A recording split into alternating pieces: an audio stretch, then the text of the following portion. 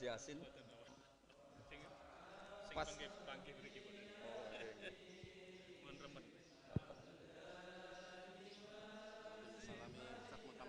Waalaikumsalam. Nggih, nggih. Oh, wonten nggih, nggih. Loh, alhamdulillah. Jaduk lho. Karangasem jaduk. Nggih, nggih.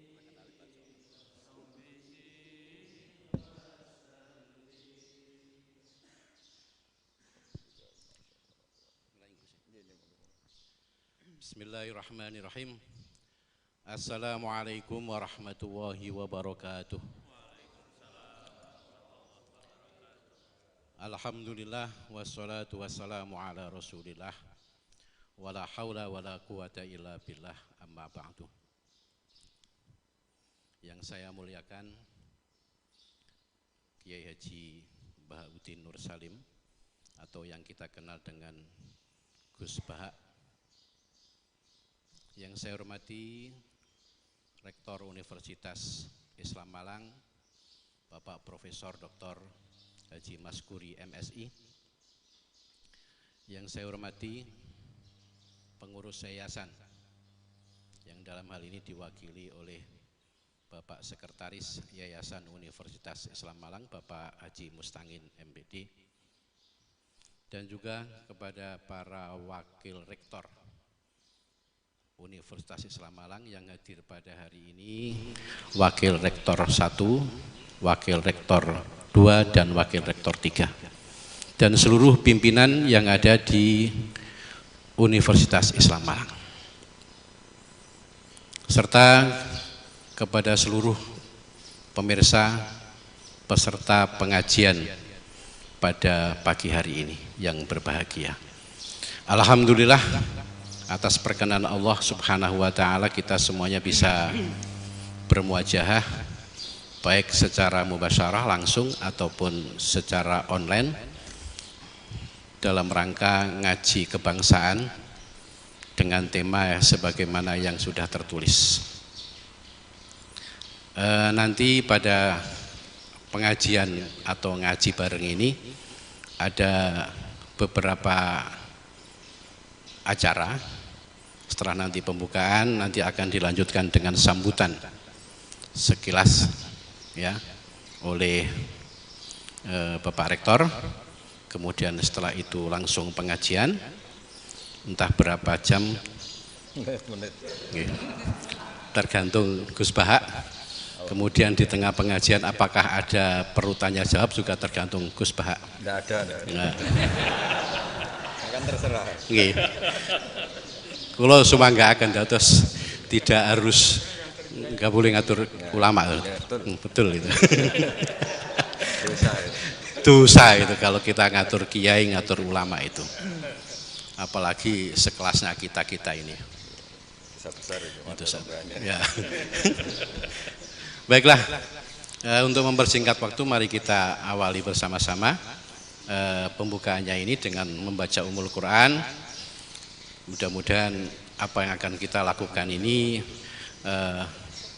diberikan manfaat dan barokah oleh Allah Subhanahu wa Ta'ala.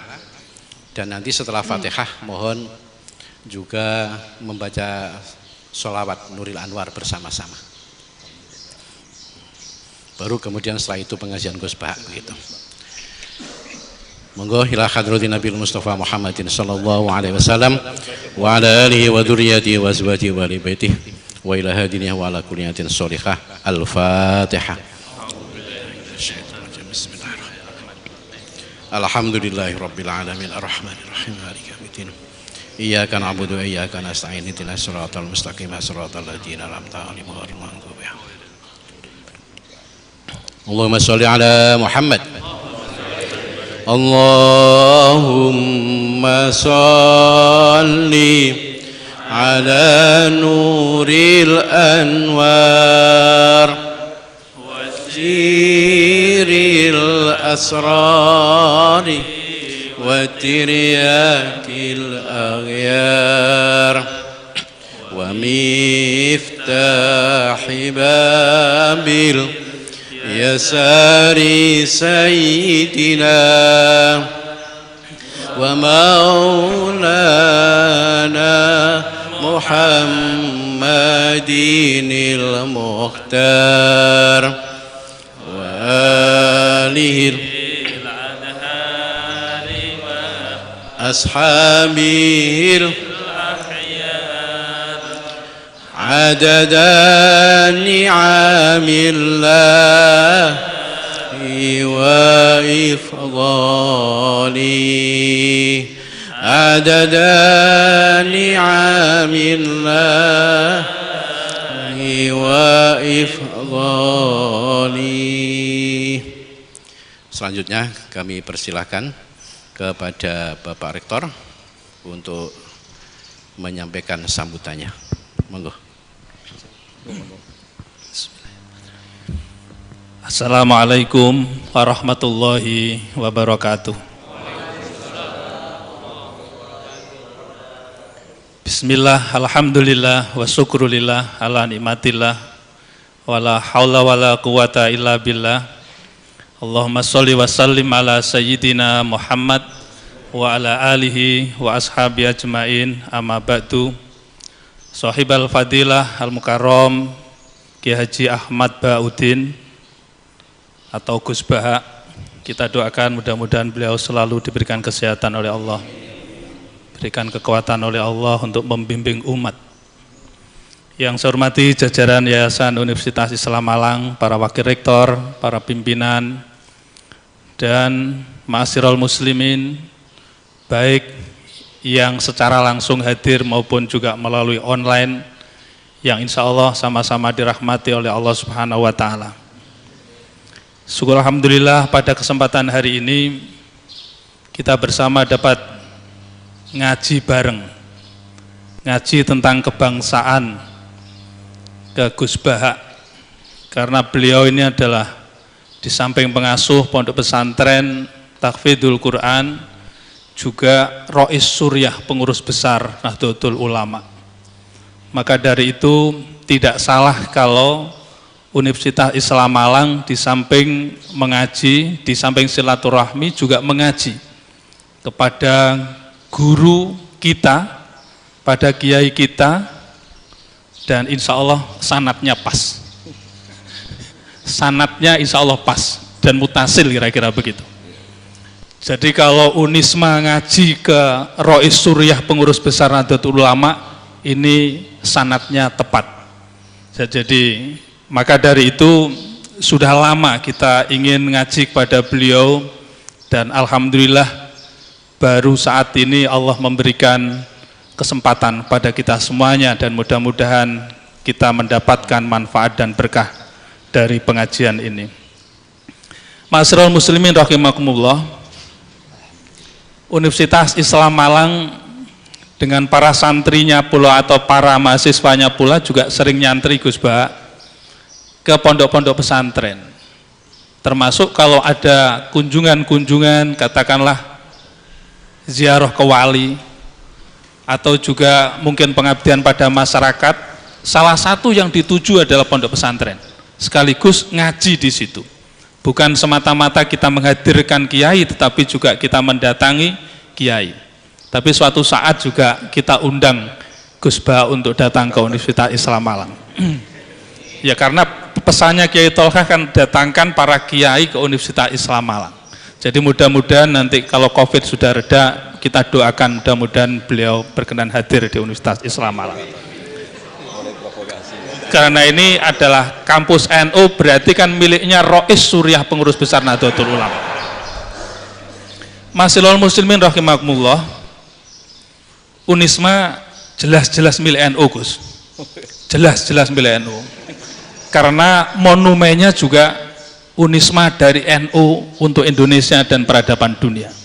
Itu monumennya.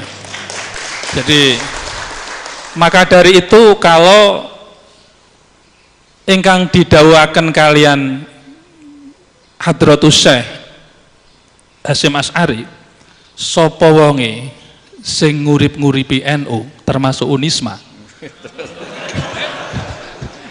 insya Allah uripe akan berkah. Nah, itu Ini termasuk salah satunya melalui pondok pesantren ini adalah nguripi NU. Tapi insya Allah nanti akan lebih lagi ketika Gus Ba saged rawuh wonten Unisma. Itu lebih urip malih, lebih urip malih. Keranten apa? Muslimat, fatayat, pengurus NU ketika mendapatkan edaran meme ini, Pak Rektor, apakah datang ke Unisma Gus Ba? Mboten niki wonten sarang mriko. Kapan rawuh mriki kula badhe rawuh? Sampai saking Jombang nggih telepon kula, saking Blitar telepon kula, sedanten telepon kula badhe rawuh wonten Unisma. Dan iki keranten sampun ditenggo kalih jamaah nek mboten mriko kan mboten sekeco. Ma'asyiral muslimin rahimakumullah. Unisma Gus Ba itu salah satunya adalah melaksanakan trilogi. Triloginya itu adalah damai.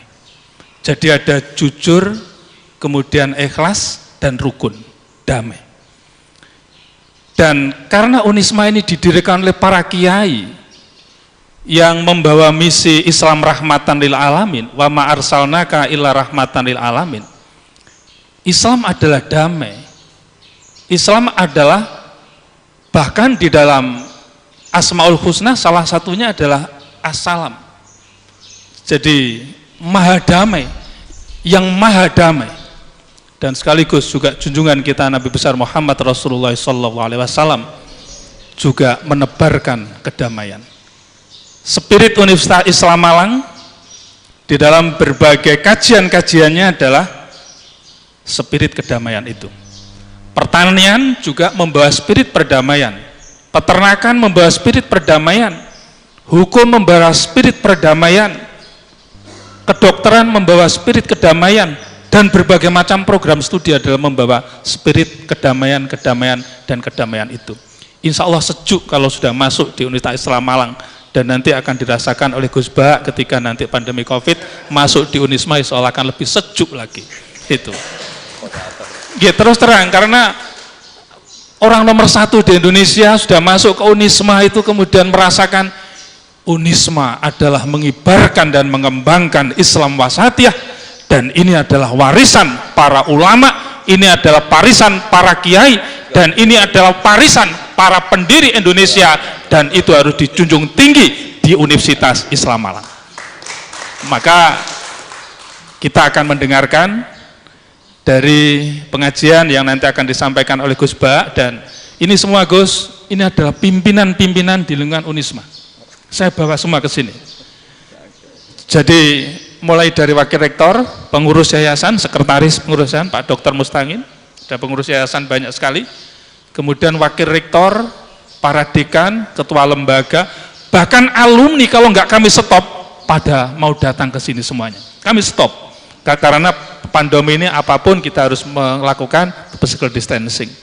Oleh karenanya selaku pimpinan Universitas Islam Malang menyampaikan banyak terima kasih atas kesediaan beliau untuk bisa menerima kita bersama, dan sekaligus juga mudah-mudahan nanti bisa nyambangi sekali lagi di kampus Universitas Islam Malang. Wal afu minkum wallahul muwaffiq ila aqwamit thoriq. Wassalamualaikum warahmatullahi wabarakatuh. Waalaikumsalam warahmatullahi wabarakatuh. Bapak Ibu yang saya hormati, terima kasih kepada Pak Rektor atas sambutannya. Dan saya di sini ditugasi oleh panitia sebagai moderator, katanya begitu Gus. Nah ini tepat atau enggak saya nggak tahu. Enggak tepat. Enggak tepat.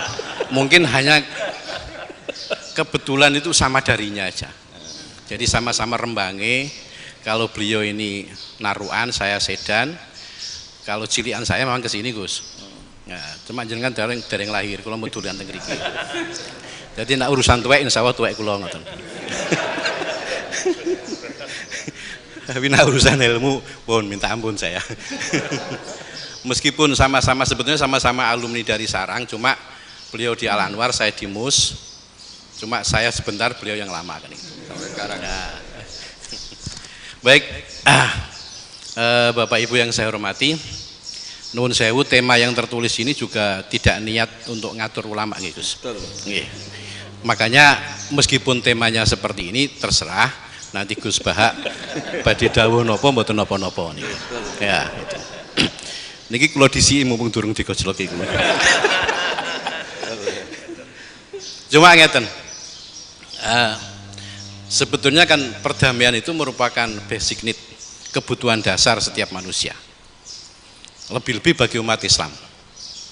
Bagi umat Islam, perdamaian itu menjadi sebuah ajaran yang memang dicontohkan dan ditekankan oleh junjungan kita Nabi besar Muhammad SAW. Hanya persoalannya kalau di Indonesia ini ternyata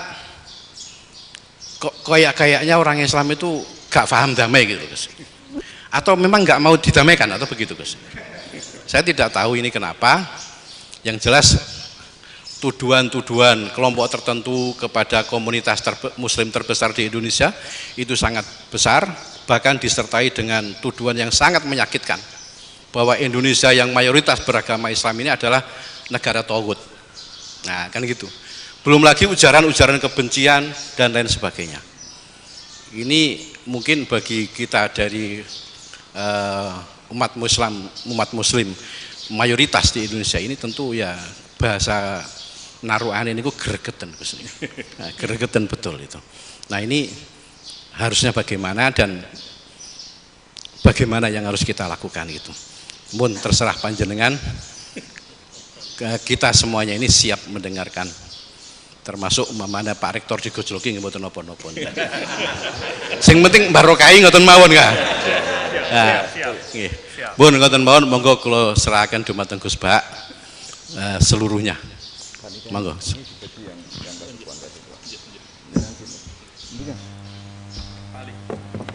Boten sinten mriki berapa juga? Kok tangane rektor. Lainnya biar dibagi. Oh nih, pimpinan-pimpinan. Gak provokator nih. Assalamualaikum warahmatullahi wabarakatuh. Bismillahirrahmanirrahim. Rabbi shrah li sadri wa yassir li amri wa hlul 'uqdatam min lisani. Allahumma shalli wa sallim ala sayyidina Maulana Muhammadin wa ala alihi wa sahbihi ajmain. Amma ba'du. Ini yang saya hormati pertama, pengatur saya ini Profesor Dr. Haji Maskuri. Yang cara ngomong tidak kayak profesor tapi kayak jurkam. Jadi kalau ciri utama akademisi itu kalau ngomong itu teduh, datar, runtut, sehingga memaksa orang lain itu menerima karena runtutan logika yang terbangun. Ya, kalau ini enggak, pokoknya kasar gitu, pokoknya orang itu. Ini agak lazim, agak dalam dunia ilmu. Semua wakil rektor, semua yang hadir yang saya hormati, saya seperti yang dikatakan moderator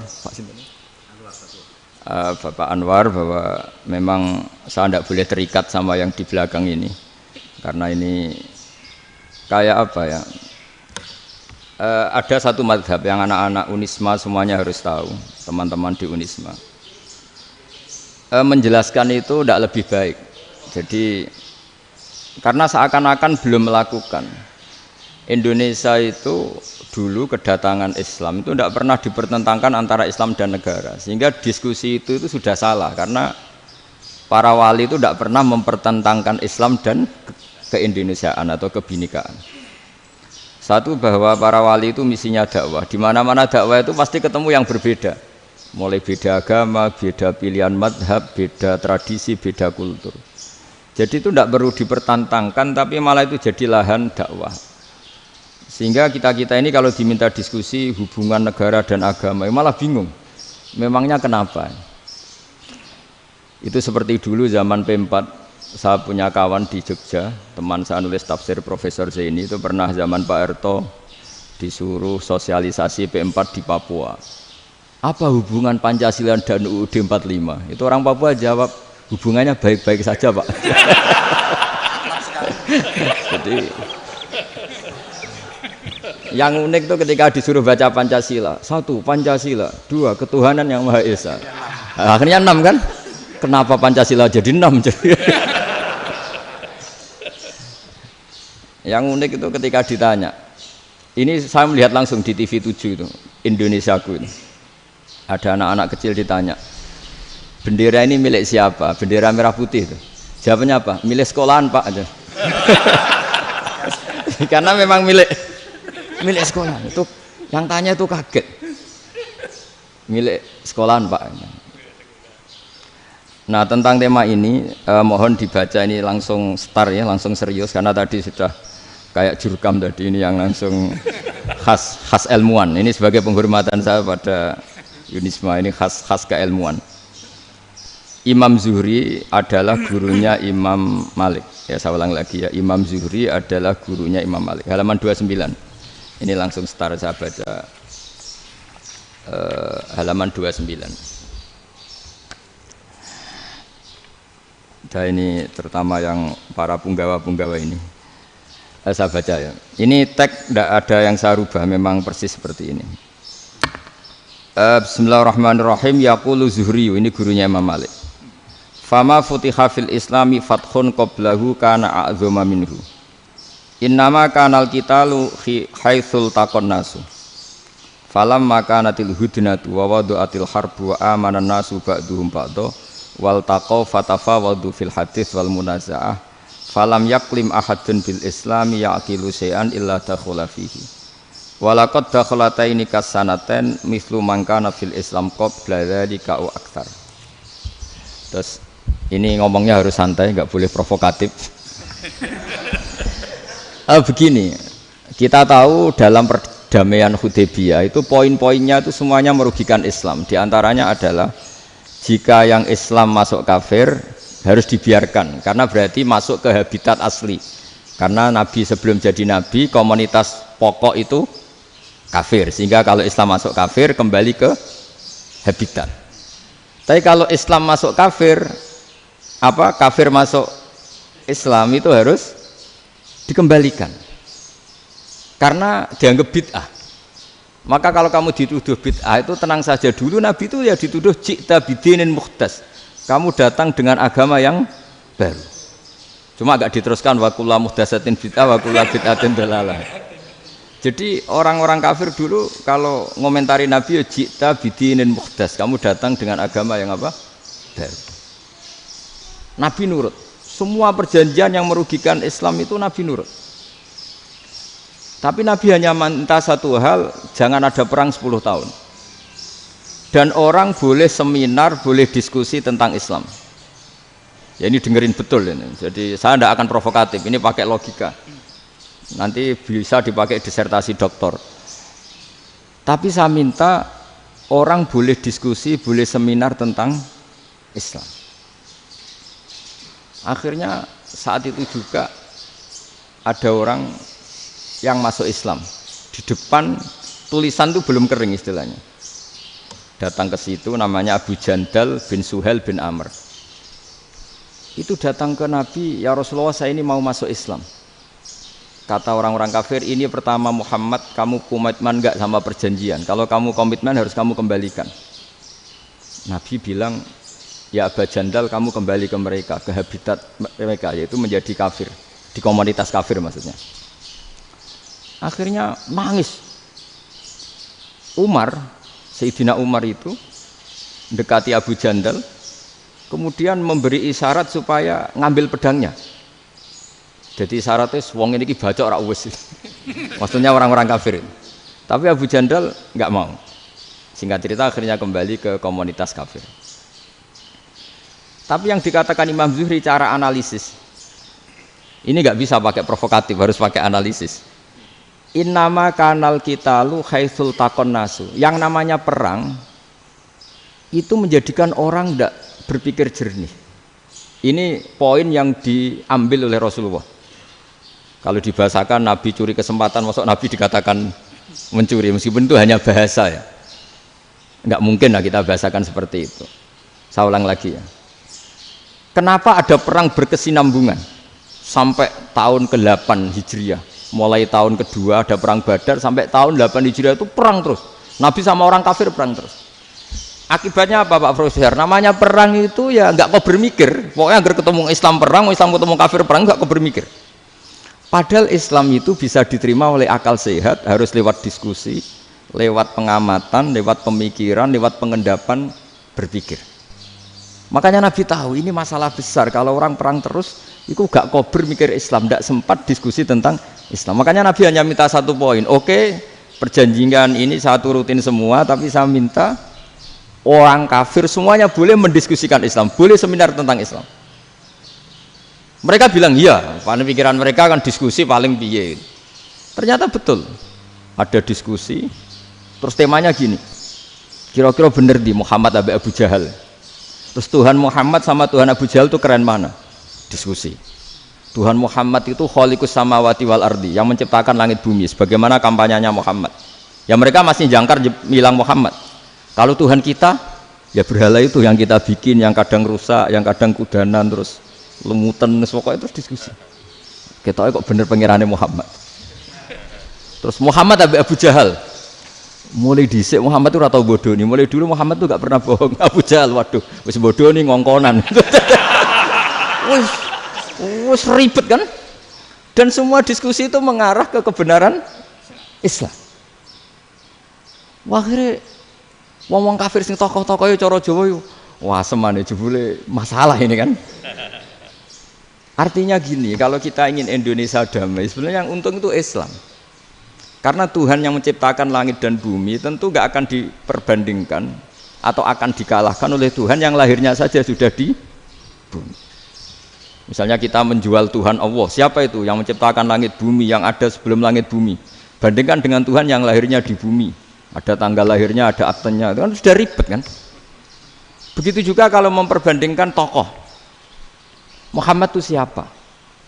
Tokoh yang bisa menyatukan pan-Arabik, tokoh yang begini-begini, yang sayang istri, sayang keluarga, dibandingkan dengan tokoh Abu Jahal, Abu Lahab yang corong jauh penggaweannya yang ngerugikan orang lain. Akhirnya orang itu mulai tertarik sama Islam. Makanya kata Az-Zuhri pakai bahasa dulu, falam yaklim ahadun bil Islam. Tapi kalau sekarang yang populer itu bahasa yatakallam. Sebenarnya yang benar itu bahasa kalimah yaklimu kalaman, karena masdarnya itu kalam, berarti sulasi nopo mujarrad. Tapi di fiilnya itu mujarradnya enggak kelaku. Jadi di fiilnya takallama yatakallamu, tapi untuk masdarnya yang kelaku kalaman. Jadi ini agak unik, agak enggak lazim. Sebenarnya kan takallama yatakallamu takalluman, tapi di masdarnya kalam populer, tapi di fiilnya tidak populer. Saya teruskan ya. Ini penting sekali. Jadi menjual Islam, kalau boleh dibahasakan menjual, itu tetap enak dalam kondisi damai. Karena kalau kita perang, itu bawaannya kalau ketemu ya perang. Kalau ketemu perang, sehingga orang itu rakober diskusi dulu. Saat benernya Islam sampai kafir itu bener di. Karena tidak kober diskusi, tidak sempat diskusi, orang yang milih yang kafir. Karena yang mayoritas yang kuat. Sementara Islam zaman itu lemah. Lah Nabi itu yang diminta hudnah, yang penting kita damai. Terus orang boleh mendiskusikan benar mana kita dan mereka. Ya setelah diskusi ya tadi kan nggak mungkin Allah yang begitu keren hebat pencipta langit bumi dibandingkan berhala yang mengurus dirinya sendiri saja tidak bisa. Walhasil terus orang mulai tertarik sama Islam dan aturannya nggak boleh dilarang diskusi itu.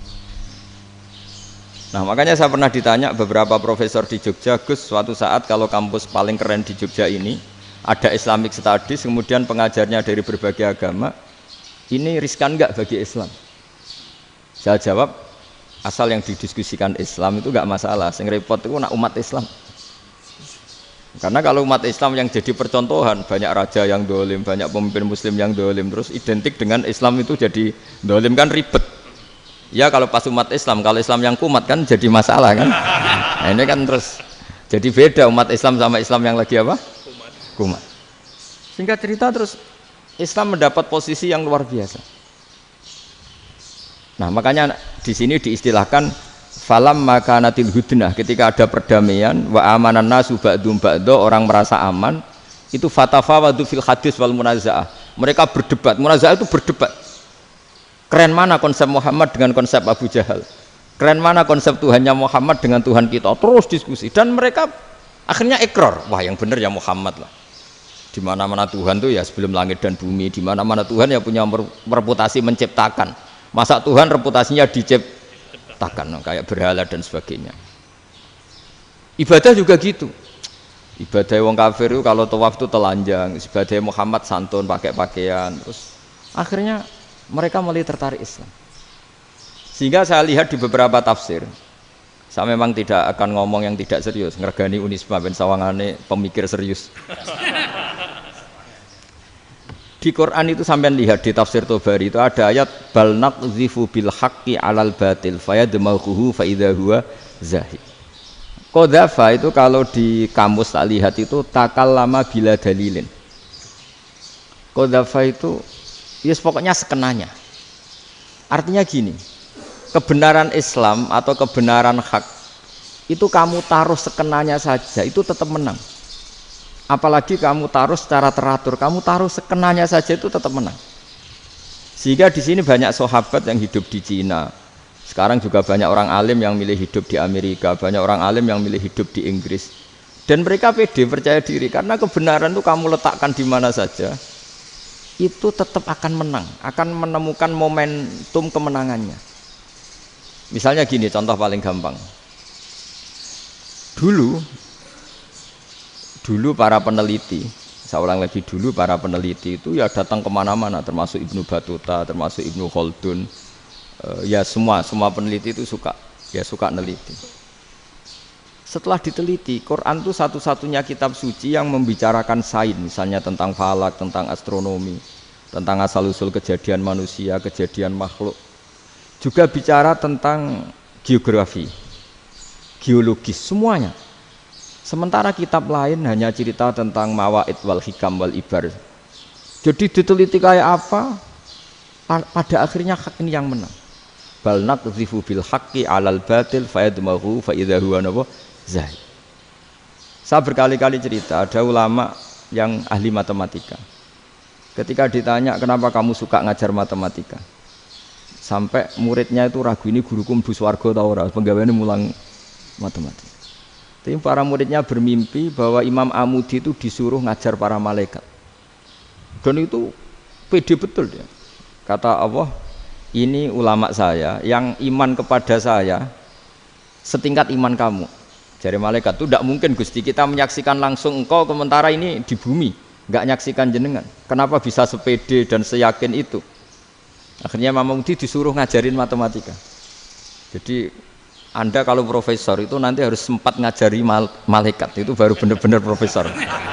Jadi nanti di akhirat ngajari siapa? Malaikat. Jadi ada seminar yang melibatkan banyak malaikat, narasumbernya itu seorang profesor.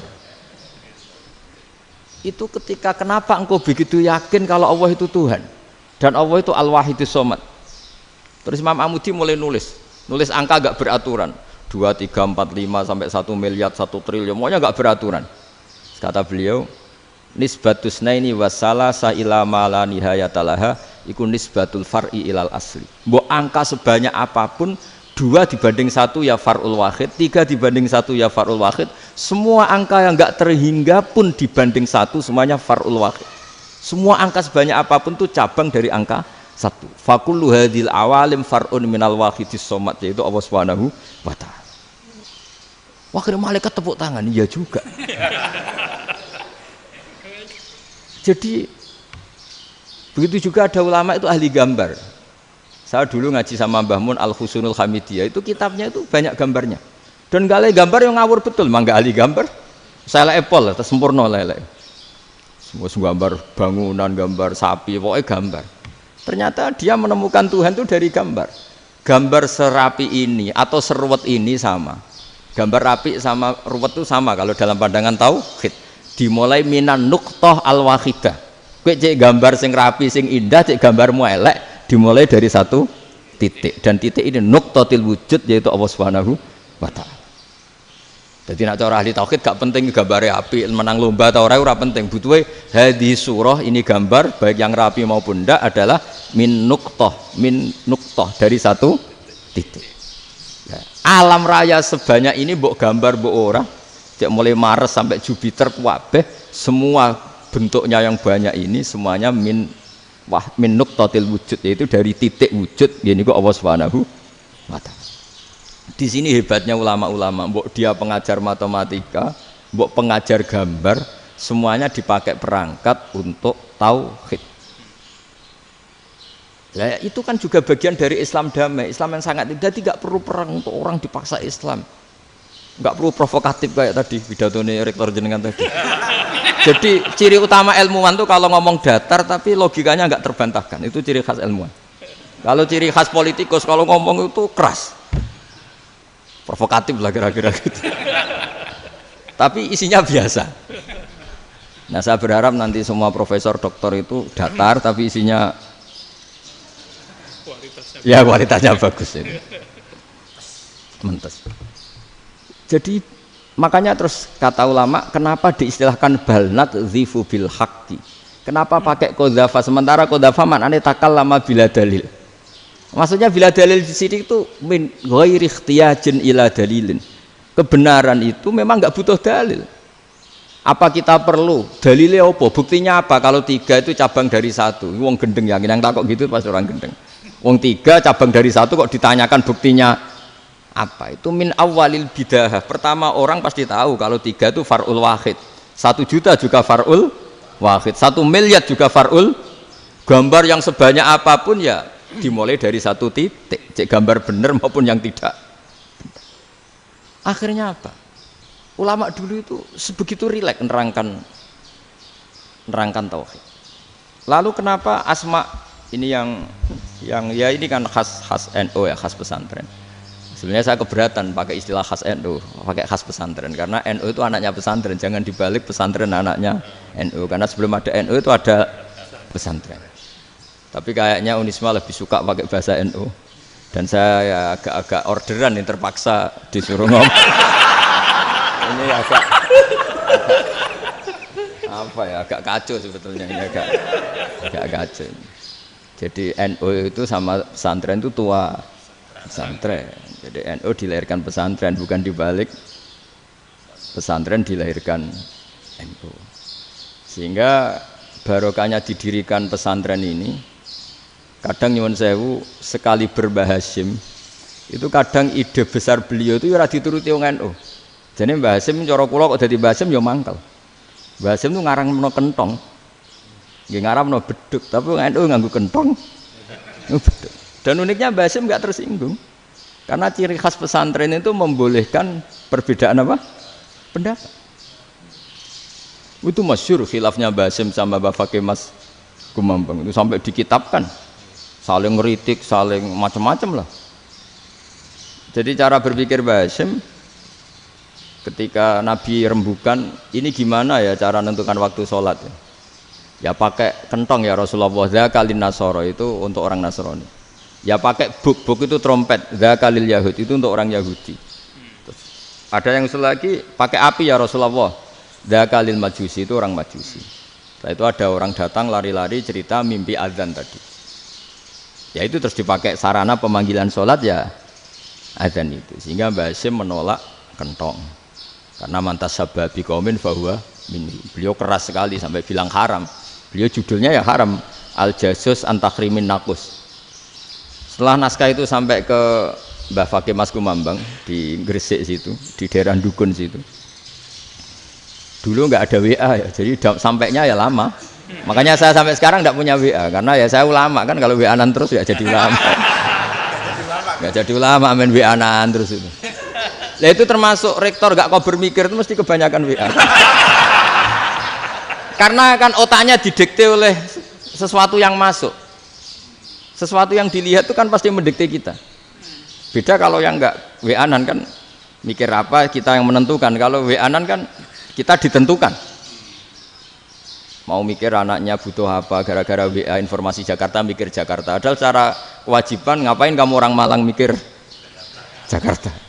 Gara-gara WA, mikir Jakarta belum selesai ada berita di Sulawesi, mikir Sulawesi, habis itu mikir NTT. Makanya semua orang sekarang merasa tokoh nasional gara-gara informasi yang masuk itu nasional. Jadi masih RT yang mikir gimana Gus Indonesia kok. Padahal RT loh. Sampai lupa kalau dia itu RT. Jadi semua orang sekarang merasa tokoh nasional. Dan itu gara-gara apa coba? Akhirnya semua orang juga punya ide tentang nasional. Harusnya negara itu gini-gini. Jebule wonge sing duwe ikon iku sapa? RT. Ribet kan? Saya teruskan, setelah naskah itu sampai ke Kiai Fakih Mas Kumambang, beliau itu marah besar. Ini harus dilawan, dan saya bukan karena benci Mbah Hasyim. Beliau teman saya ketika ngaji Kiai Mahfud di Mekah. Jadi Mbah Fakih dan Kiai Hasyim itu teman ketika ngaji di Mekah. Terus cara ngelawan tuh lucu, gak ilmiah, tapi gak ilmiah wong alim tetap ilmiah. Di mana-mana serupa itu tidak sama. Ya kalau mungkin zaman Nabi di Madinah itu, zaman itu kentong itu identik dengan milik Nasrani. Di Indonesia beda. Pos kampling ya kentong, kebakaran ya kentong, wae sarapan orang di LP ya pakai kentong. Jadi tidak ada jaminan kalau kentongan itu identik dengan Nasrani. Lalu haramnya di mana? Yang di mana-mana tasabuh itu identik. Ini tidak identik. Mulai masalah kan? Mulai masalah. Jadi beliau gaya judul Hazruus. Hazruus itu kepala bergeleng-geleng. Sekarangan kok ngene. Jadi sekarangan kok provokatif gitu. Nah. Dan itu Mbah Hasyim ya hormat Mbah Fakih hormat Mbah Hasyim. Saya sendiri secara pribadi itu lebih suka pendapat Mbah Hasyim sebetulnya. Karena bagi saya sholat itu sakral, ya sudahlah kalau sakral ya dipanggil dengan sesuatu yang sakral yaitu kalimat thayyibah adzan. Tapi saya tidak akan bilang kalau kentongan itu haram. Karena kalau haram alasannya mirip orang Nasrani, sementara pos kampling ya pakai kentong, ada banjir ya kentong, ada kebakaran ya kentong. Jadi tidak identik untuk misa atau untuk sholat ala Nasrani. Tapi itu dulu ya rileks saja, dua beliau itu ya saling menghormati padahal saling kritik. Dan dulu ulama yang beda madhab itu ya saling menghormati. Imam Syafi'i itu kalau sholat di kawasan Masjid Abi Hanifah ya tidak kunut. Ketika ditanya kenapa kamu tidak kunut sementara engkau berpendapat kunut itu sunat, ikroman di hadal madhab, saya sangat menghormati madhab. Imam Ahmad bin Hanbal itu berpendapat kalau orang pakai bekam, pakai iftisot atau hijamah itu batal sholatnya. Sementara Imam Syafi'i mengatakan tidak batal apa sholatnya atau wudunya tidak batal. Tapi Imam Ahmad itu ditanya, apa kamu makmum Syafi'i? Bagaimana mungkin saya tidak makmum sama wali kutub seperti Imam Syafi'i? Padahal menurut keyakinan Imam Ahmad ini sholatnya batal. Ini habis ikhtijam udah wudu. Tapi tetap saja beliau karena perbedaan pendapat di furu' itu lazim. Ya orang boleh berdebat lah. Ketika Unisma datangkan saya, itu saking senengnya kiai, apa saking sombongnya sampai ngatur kiai, kan nggak pernah bisa diperdebatkan. Itu kan orang boleh debat kan? Itu saking angkuhnya apa saking senengnya kan nggak jelas kan? Kan dan orang boleh setuju pendapat saya, yaitu ngatur kiai itu haram. Setuju juga Pak Rektor, ekspresi mahabbah itu ya macam-macam. Dulu sahabat ya gitu, sahabat itu ada yang nggak kenal wajahnya Nabi sama sekali sampai akhir hayatnya. Ketika ditanya, loh kamu itu sahabat kok nggak tahu wajahnya Nabi? Saya tidak pernah berani memandang Nabi karena ijlalan Nabi, terlalu menghormati saya sehingga tidak berani memandang wajahnya. Ada sahabat yang penggawaannya dulu wajah Nabi sampai bisa nyifati alfiu faminunil hajib, sampai bisa nyifati detail karena dulu wajah Nabi itu ibadah. Ada seorang wali ditanya, kalau kamu di surga ingin nggak melihat Allah? Enggak. Loh, tapi semua orang ingin melihat Allah. Unazzihu dzalikal jamal an-nadzari misli. Ben gak elek-elek Allah tak delok terima aku. Wong ra jelas. Penting kok delok pangeran. Banyak. Jadi justru tapi karena saking takzimnya. Enggak lah, mosok sak aku kok. Makanya saya berkali-kali cerita. Menurut kesepakatan ulama, soft awal itu paling baik. Tapi banyak juga wali yang kalau sholat itu di belakang. Koyok paling bener yang kok ngarep gitu. Loh, bayangkan misalnya kamu semangat di soft awal di Masjid Haram, jebule sholatnya salah. Itu dari malaikat, gayane kok ngarep, jebule ra roh. Iku di sini-sini wong, jebule bodoh gitu. Gayane kok ngarep jebule. Coba orang kalau sowan Mbah Mun, yang berani di depan itu kan ya ketuanya atau jubirnya kan. Yang merasa ndak pati pinter-pinter kan mesti di pojokan. Artinya sudut pandang seperti itu ya sah saja, apa? Sah saja. Makanya banyak sahabat yang jarang sowan Nabi, alasannya takut ganggu Nabi. Banyak yang sering sowan Nabi, alasannya seneng Nabi. Yang sowan ya seneng Nabi, yang enggak sowan alasannya seneng. Lu Nabi itu tokoh, punya keluarga, punya anak. Kalau saya sering sowan berarti sering ganggu.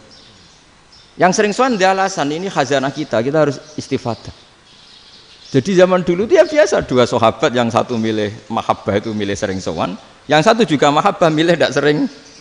Karena pertanyaannya bisa dibalik kan, sering sowan apa sering ganggu coba. Nabi Abedar, assalamualaikum. Nabi nimang cucunya, assalamualaikum. Ayo bener yang sowan apa bener yang enggak kalau seperti itu. Akhirnya terus diatur sedemikian rupa oleh Quran. Walau annahum sabaru hatta takhruja ilaihim lakana khairal lahum. Jadi sahabat kalau mau sowan Nabi ya nunggu di sufah. Kalau Nabi keluar berarti milik publik. Sekali masuk ke dalam tidak ada sahabat yang berani sowan. Itu la tadkhulu buyutan nabi illa ayyudzana lakum. Kalau soal sampai masuk dalam harus nunggu dipanggil. Karena sekali Nabi masuk dalam itu milik privat keluarga, milik istrinya, milik cucunya, milik keluarganya. Jadi Nabi sekali keluar ke ruang itu berarti milik publik. Itu terus jalan tengah. Karena kalau langsung masuk, bayangkan saya itu sering menyaksikan Mbah Mun habis ngaji 2,5 jam ngaji Jalalain baru masuk, assalamualaikum, padahal yai mungkin mau ke kamar mandi, mau ini itu. Jadi dulu itu Quran sangat modern, sebelum ada dokter ngatur tamu, rektor ngatur tamu itu Islam sudah modern. Dia kan gak fair kan, misalnya saya ke Unisma harus janjian pakai ini, terus kalau misalnya kesini selonang-selonang kan lucu kan, mentang-mentang kiai terus juga sowan-sowanan selonang-selonang. Padahal kalau kita mau ke mereka pakai protokol. Sering tidak fair dunia ini. Tapi karena aku kiai ra oleh gelo ya sudah. Akhirnya saya memutuskan gak gampang kemana-mana karena itu. Saya sering didatangi ajudannya menteri, Gus mau ada tamu dari Jakarta tanggal ini. Mesti saya bilang, mereka milih tanggal yang mereka kosong. Kok tidak mikir apa pas itu kosong? Tak jawab enggak lah, sebelum diatur bahasanya dan tawaduknya gitu. Akhirnya dibalik, datang lagi, Gus jam jenengan kosong apa kita menyesuaikan. Lah itu lagi di akhlak kata saya. Itu baru punya akhlak kata saya.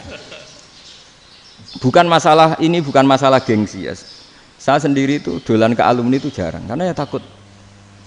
Kiai kan yang nganggur, jam 9 nganggur, jam 10 nganggur. Bisa saja alumni itu kerja di pabrik, bisa saja yang latihan ekonomi di pasar.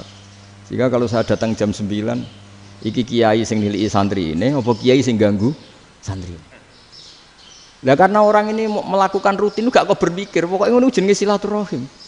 Wong ora kok berpikir, padahal kalau diangen-angen ini kiai yang nilai santri ini, apa kiai yang ganggu santri ini karena datang di jam kerja. Nah, bayangkan kalau kebenaran dulu itu dikawal oleh satu peradaban perang. Jadi Nabi sesuai diangen-angen Nabi.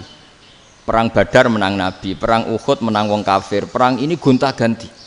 Apapun itu yang penting satu kesimpulannya, cara Rasulullah kesimpulannya satu.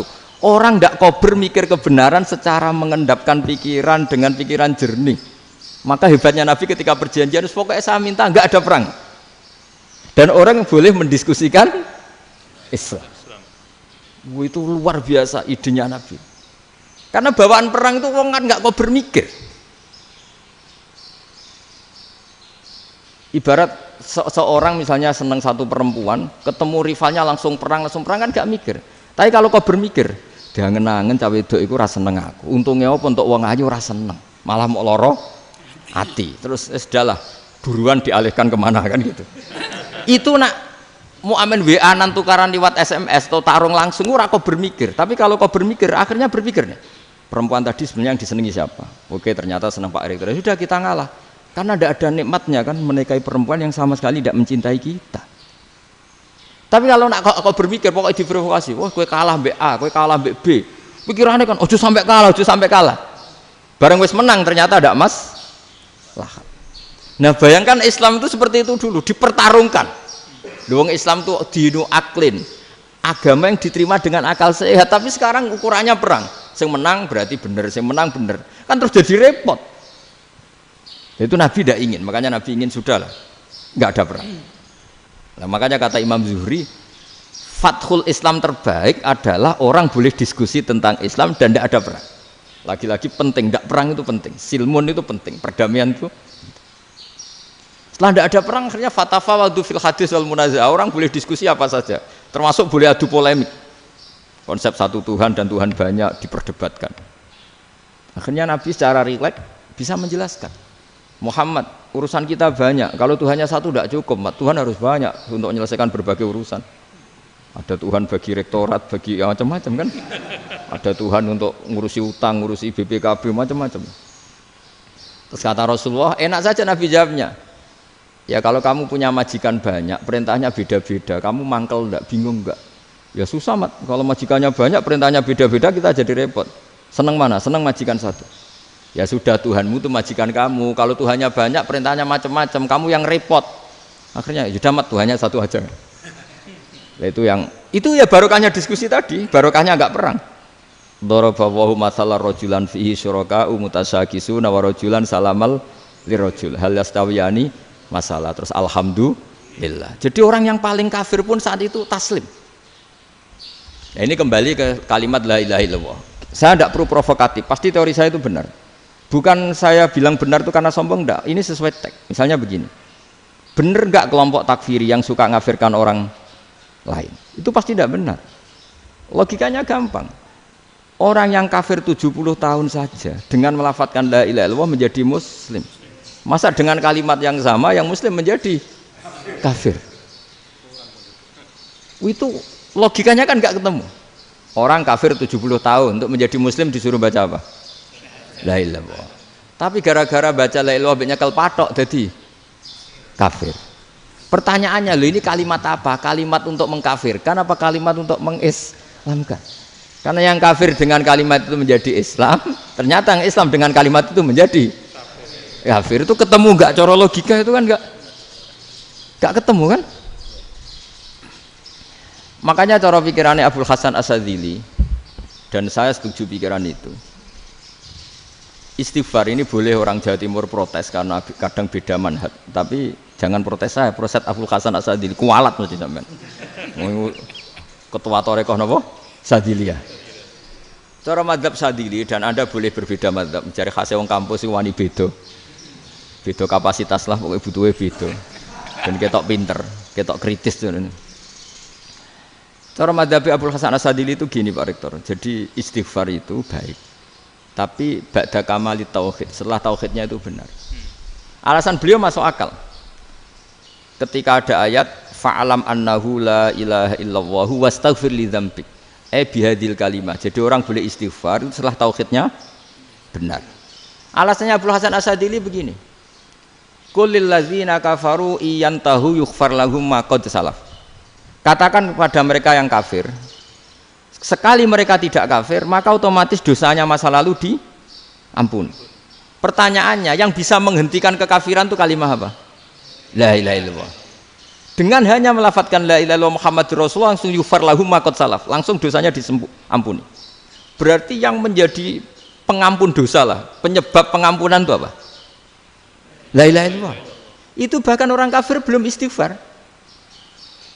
Di ayat itu kan Allah enggak mensyaratkan setelah la ilaha illallah istighfar baru diampuni, enggak. Asal la ilaha illallah langsung yughfar lahum ma qad salaf. Saya ulang lagi ya, jelas ya. Jadi qul lil ladzina kafaru iyantahu yughfar lahum ma qad. Nah, sekarang iyantahu, mereka berhenti dari kafirnya. Syaratnya pakai apa? La ilaha illallah Muhammadur, itu langsung yughfar lahum ma qad. Artinya apa? Ghufranullah itu bisa didapat hanya dengan mujarrodut tauhid, yaitu hanya dengan melafadzkan kalimah thayyibah. Dan sahnya istighfar juga berdasar kalimah thayyibah itu. Misalnya gini, orang kafir sebelum Islam melafadzkan astaghfirullah, astaghfirullah, astaghfirullah, kira-kira diterima enggak? Enggak kan? Karena syaratnya istighfar ba'dat tauhid. Nah, makanya dalam madzhab Sadzili istighfar itu setelah la ilaha illallah. Karena cara pandang ya seperti itu. Jadi fa'alam annahu la ilaha illallah wastaghfir li dzambi. Jadi dengan kebenaran tauhid saja ini sudah cukup kita insya Allah layak diampuni. Karena innallaha la yaghfiru ayyusyraka bihi wa yaghfiru ma duna dzalika liman yasha. Jadi orang yang tauhidnya benar itu bisa diampuni Allah asal tauhidnya benar. Itu Allah ngendikan liman yasha wa yaghfiru ma duna dzalika liman yasha. Dawe Imam Suyuti walam yakun liman yastaghfir. Jadi orang yang bertauhid secara benar meskipun gak sempat istighfar itu tetap potensi diampuni. Karena bawaan tauhid itu sudah menjadi layak diampuni. ampuni. Kayak orang kafir sekali ngelafatkan kalimat tauhid, mbok gak istighfar langsung diampuni. Nah, karena melihat seperti itu terus orang berlomba-lomba memperbanyak jumlah ngelafatkan la ilaha illallah. Jadi kita yang alim, kita semua, saya tidak bilang saya, kita termasuk yang di pinggir-pinggir saya ngaku alim ora masalah lah soalnya. Kita semua yang alim-alim itu tahu bahwa la ilaha illallah itu super. Sudah bawaannya tauhid, juga punya kelayakan Nah, kemudian nasib kita agak sial. Malah kalimah ini dituduh bid'ah, dituduh khurafat. Mergo Nabi enggak pernah tahlilan, Nabi enggak pernah. Nabi enggak pernah tahlilan, kalau diartikan Nabi ora tau maca la ilaha illallah, nek gak kalimah ini. Nah, ini provokatif ini. Jadi ini sudahlah keanehan-keanehan ini kita terima karena ciri utama wali, ciri utama ulama itu wa'udhu fisabili, harus pernah disakiti. Jadi kalau Unisma sakit kalau dituduh apa?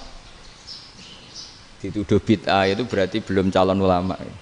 Calon ulama itu wa'udhu fisabili, harus disakiti.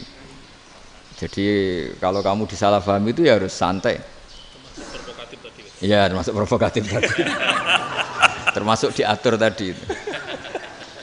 Jadi kalau cara berpikir kan, karena mereka itu memang kalau kita turutin itu memenya itu terlalu, kadang menghujat kita itu enak ya jadi KNU, ada orang mati datang, kiainya dapat makan, dapat rokok, terus pulang. Jadi apa? Terus kita kayak tersangka terus. Kita kan kayak tersangka terus. Tertuduh terus itu.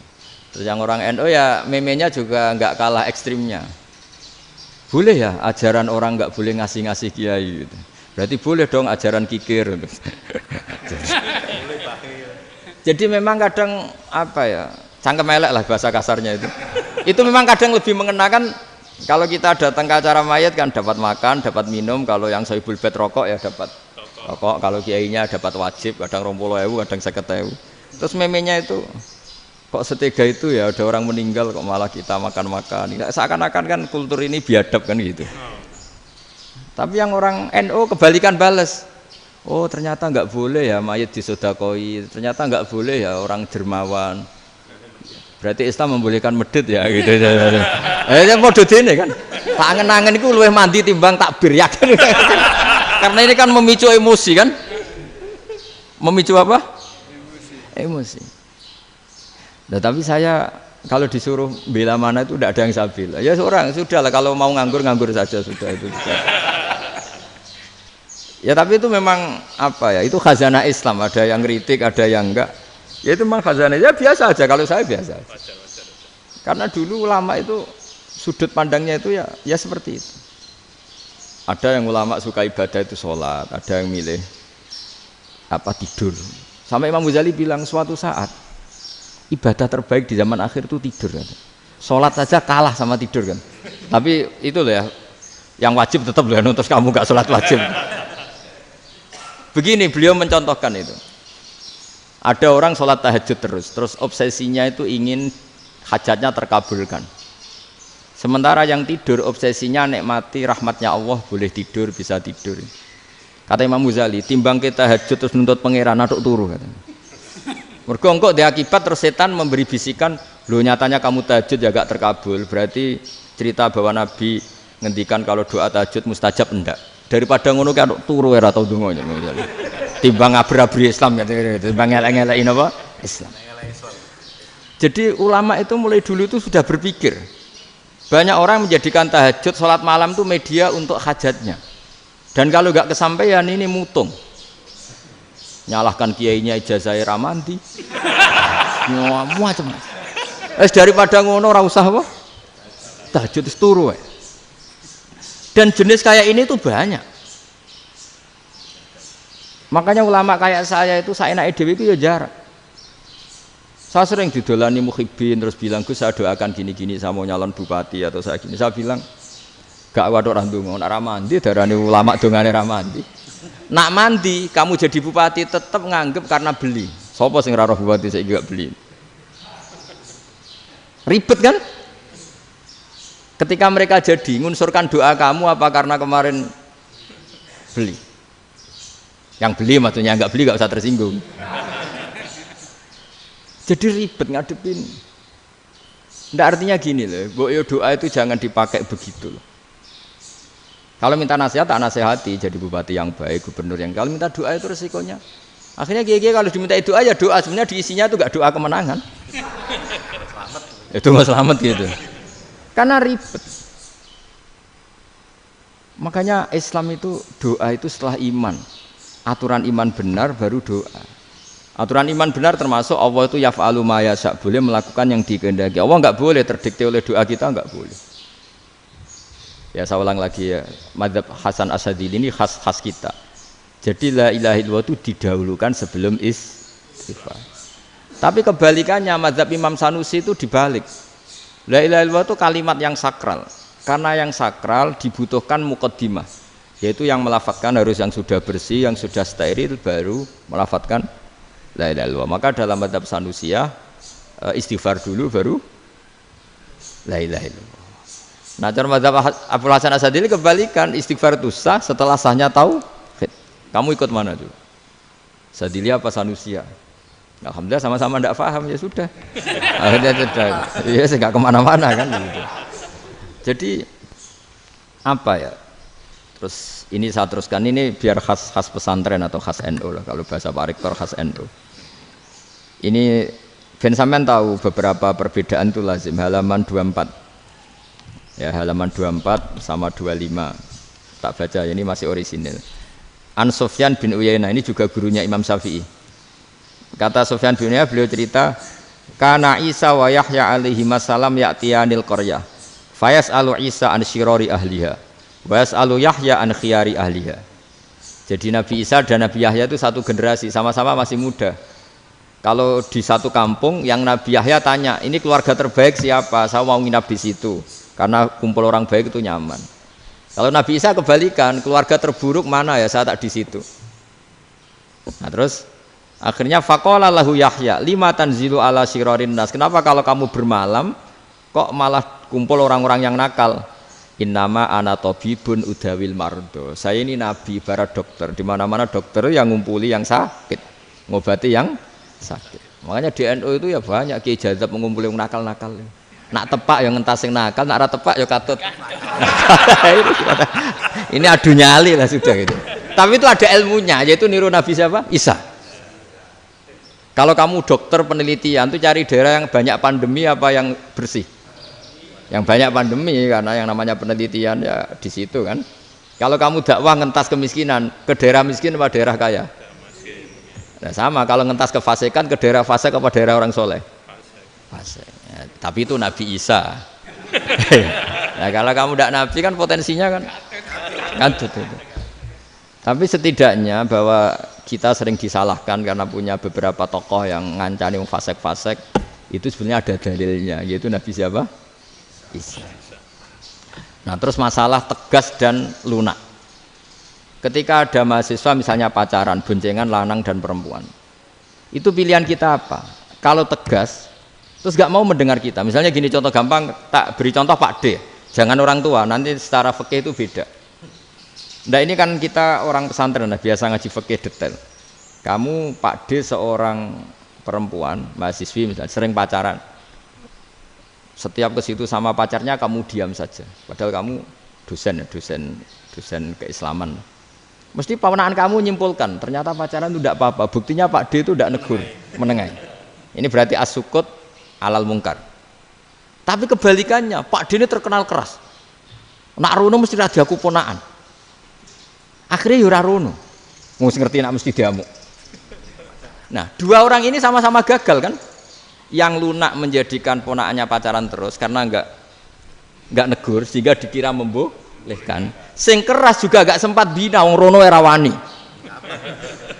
Akhirnya dua orang ini sama-sama enggak ketemu, sama-sama enggak berkesempatan membina kan? Gagal membina kan? Karena yang keras ponaannya enggak pernah situ, berarti enggak bisa bina kan? Yang lunak membiarkan berarti juga ada bina. Nah, Islam itu antara dua itu. Ya agak terlalu lunak, enggak terlalu keras. Karena kalau terlalu keras, misalnya ada kiai terlalu keras. Lu masyarakat mau tanya itu gimana? Lari kan? Loh, saya ini punya pengalaman pribadi. Saya ini kan kecelok orang alim. Itu kalau pernah ya saya itu berusaha ya pokoknya ya umumnya orang alim lah. Tenang, terus anteng, enggak gejlok-gejlokan. Itu enggak ada yang tanya. Saya mimpi ketemu beberapa ulama itu disalahkan. Terus umat saya kalau mau tanya itu ke siapa? Wong alim wis wibawa, meneng tambah banget wibawane.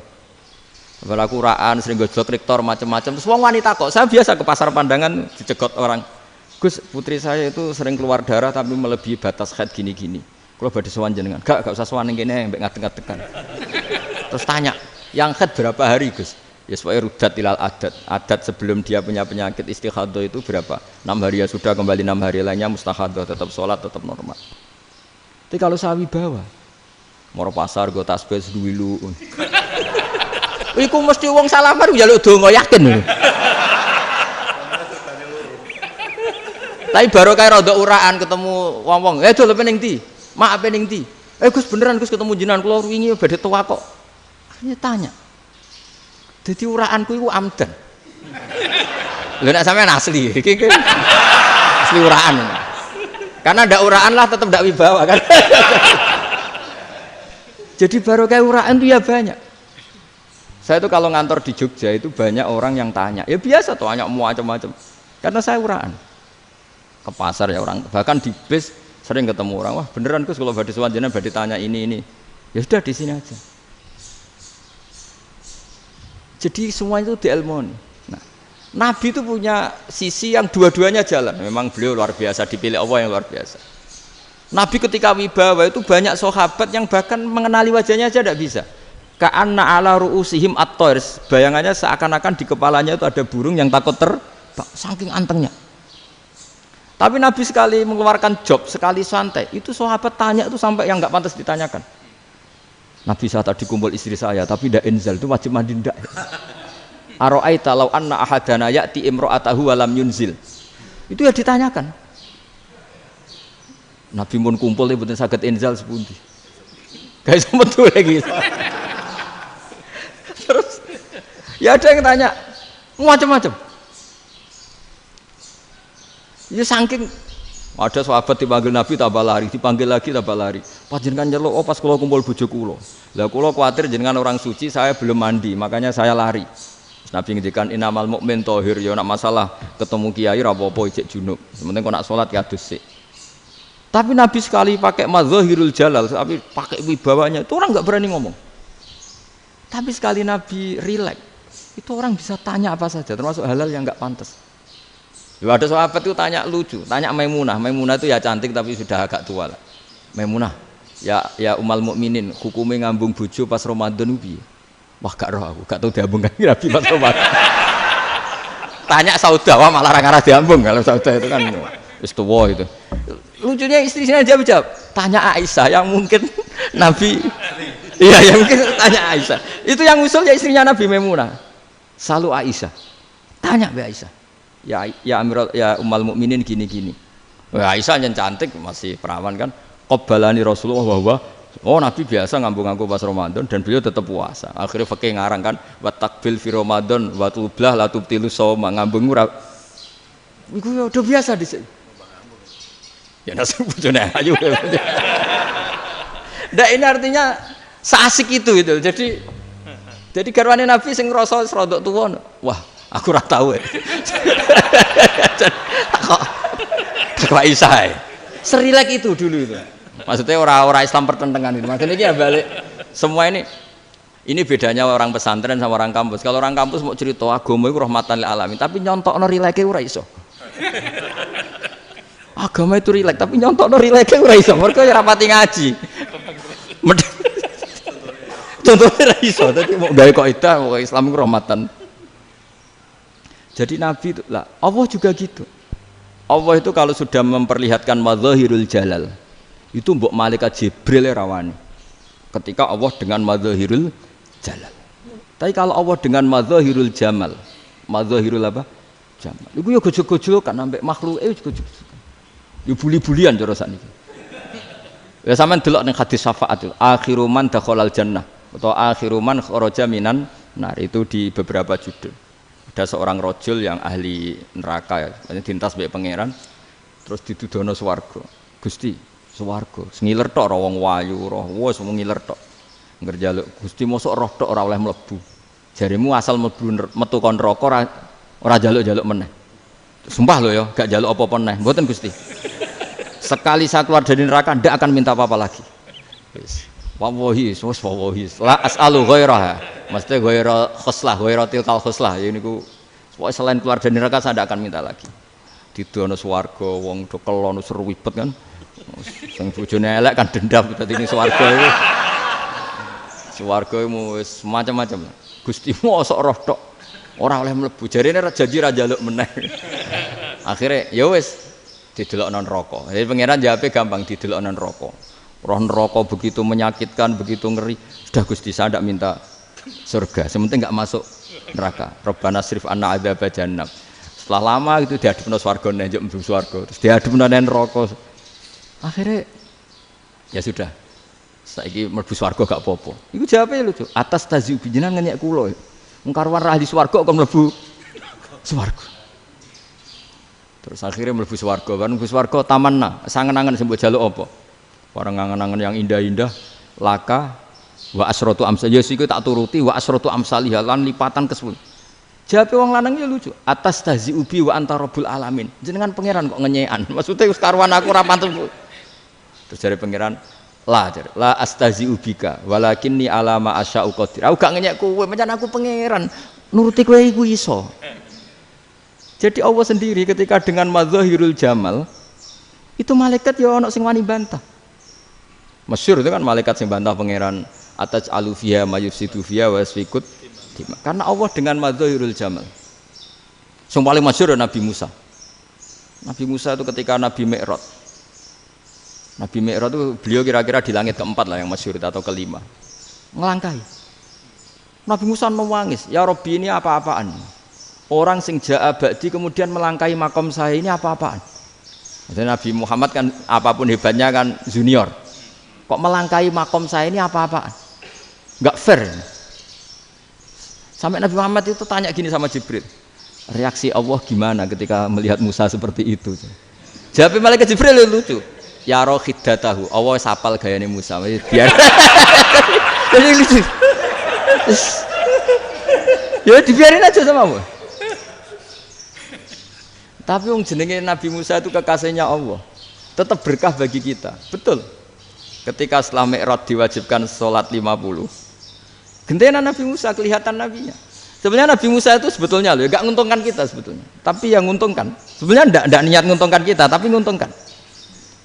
Nabi Ibrahim kan di langit ke-6, keren lah. Konti jong ketemu Allah ngeten-ngeten kan sholat 50. Karena Nabi Ibrahim terkenal Nabi baik enggak bantah. Bareng Nabi Musa. Kenapa diceluk pangeran? Kula kan salat ping 50. Inna ummataka la tutiku dzalik. Wah, gak kuat umatmu. Serai-rai gak umatmu ora ngarah kuat 50 rokaat. Tapi sebenarnya Nabi Musa itu niatnya bukan membela kita. Fa inna ummati la umatku sing gagah-gagah ra iso meneh umat. Berarti sebetulnya ya itu masih pakai gengsinya sebetulnya. Wes ngono-ngono lah sementing kita untung. Sebetulnya dia itu gak terima. Wong umat saya aja yang lebih kuat. Gak kuat apalagi umatmu. Dan terus sebutin irji ila rabbika fas'alhu takhfif. Itu berarti Allah dengan madzahirul jamal. Sudahlah, datang ke Allah minta keringanan. Allah itu baik. Minta, ambek Allah diringanan mau 5 tok, jadi cek 45. Balik ke Nabi Musa, piro 45, cek ra kuat umat. Wong umatku ra kuat, jadi sebenarnya dia bilang umatku ra kuat. Lho cara Nabi Muhammad model wong Malang, yo beda umatku mbek umatmu. Ribet kan? Beda. Lho Nabi Muhammad kan enggak seperti itu kan? Enggak punya akhlak Malang kan? Akhlak. Maksudnya akhlaknya mujur itu loh, enggak akhlak yang baik gitu. Ya, akhlak yang mujur bukan yang Malang gitu. Jadi Nabi ya manut. Tinggal 40 kan, dikurangi lagi 35 sampai 9 kali kan? Masyhur itu. Ya kan kalau dikurangi 55 kan berarti turun naik kan 9 kali. Itu setelah 5 itu Nabi Musa aja usul, masih ragu. Iku cara Nabi munggah nentek. Ini entek ya. Terus Iya, doa tuntas betul. Bebas. Bisa bebas. Terus munggah ado-ado lah opo. Ngapain itu? Akhirnya Nabi Muhammad sudah sampun ya kalimah Allah, saya ini malu sama Allah Musa. Sudah 9 kali dan diturutin terus. Jadi Allah kalau dengan madzahirul jamal itu Nabi Musa biasa nego sama Allah. Tapi ketika Allah dengan madzahirul jalal itu Nabi Musa enggak berani. Yaitu di hadisus syafa'ah. Hadisus syafa'ah ketika manusia datang ke Nabi Adam, ya'tuna Adam. Ya Adam anta abul basar ngene isfa'li lana inda rabbik. Kamu saya minta mensafaati kita. Nabi Musa, Nabi Adam, inna rabbi qad ghadibal yawma ghadaban lam yaghdab qablahu mislah wa la yaghdab ba'dahu mislah. Ini Allah sedang murka besar dan tidak akan murka seperti ini lagi. Sudah saya tidak berani, nafsi. Nabi Ibrahim enggak, termasuk Nabi Musa ketika itu ya enggak berani. Karena Allah dengan madzahirul jalal. Itu Nabi Musa enggak berani. Sudah saya sendiri itu pernah salah. Yaitu saya membunuh seseorang yang enggak disuruh oleh Allah membunuh itu. Yang pas jotosi orang Kipti. Akhirnya datang ke Nabi Muhammad. Pas ke Nabi Muhammad, Allah dengan madzahirul jamal. Dengan madzahirul jamal sampai Kanjeng Nabi ngendikan analah. Saya akan memintakan syafaat kalian. Terus fa ahmadu rabbi bima hamida allamaniha rabbi. Saya muji Allah dengan pujian-pujian yang orang lain tidak tahu, hanya saya yang diajari, kata Rasulullah. Nah di sini menurut banyak ulama termasuk kitab yang saya baca, kenapa Muhammad sebagian namanya Ahmadu? Itu dari af'al tafdil fa Muhammadun Ahmadu min ghairihi. Muhammad Rasulullah itu kalau muji Allah di atas cara mujinya nabi yang lain. Jadi Ahmadu bukan dari fi'il mudhari' lil mutakallim tapi dari af'al tafdil. Fa Muhammadun Ahmadu min ghairihi. Bahwa Kanjeng Nabi Muhammad sallallahu alaihi wasallam itu cara mujinya Allah di atas pujian para nabi. Makanya di sini Sayyid Ali Zainal Abidin kalau muji hamdal hamidin wa fauqa hamdil hamidin. Jadi pujian saya ini di atas rata-rata cara mereka memuji. Yaitu sirinya apa? Nabi itu tahu bahwa akhirat itu tidak bisa batasi Allah. Kamu tidak bisa nyemprit Allah. Allah, ini akhirat loh. Amal sudah tidak manfaat. Ingat itu. Tidak bisa seperti itu. Allah itu nggak bisa tunduk sama konstitusi yang bernama akhirat. Artinya Allah meskipun di akhirat tetap duwe hak yaf'alu ma yasa atau yaf'alu ma yurid. Nggak bisa kamu terus wah ini akhirat, amal ra iso dikirim wong mati, amal ra iso dikirim. Ya pangeran kok mbok atur. Kalau kita yang mengirimkan tidak bisa, tapi kalau Allah tetap bisa. Makanya ada kiai mengatakan kodok qadar ora iso dirubah, itu kamu. Makanya ada seorang kiai ditanya, kodok qadar ora iso dirubah sekali dicatat selesai. Jari kiai tadi, tapi nak Allah iso.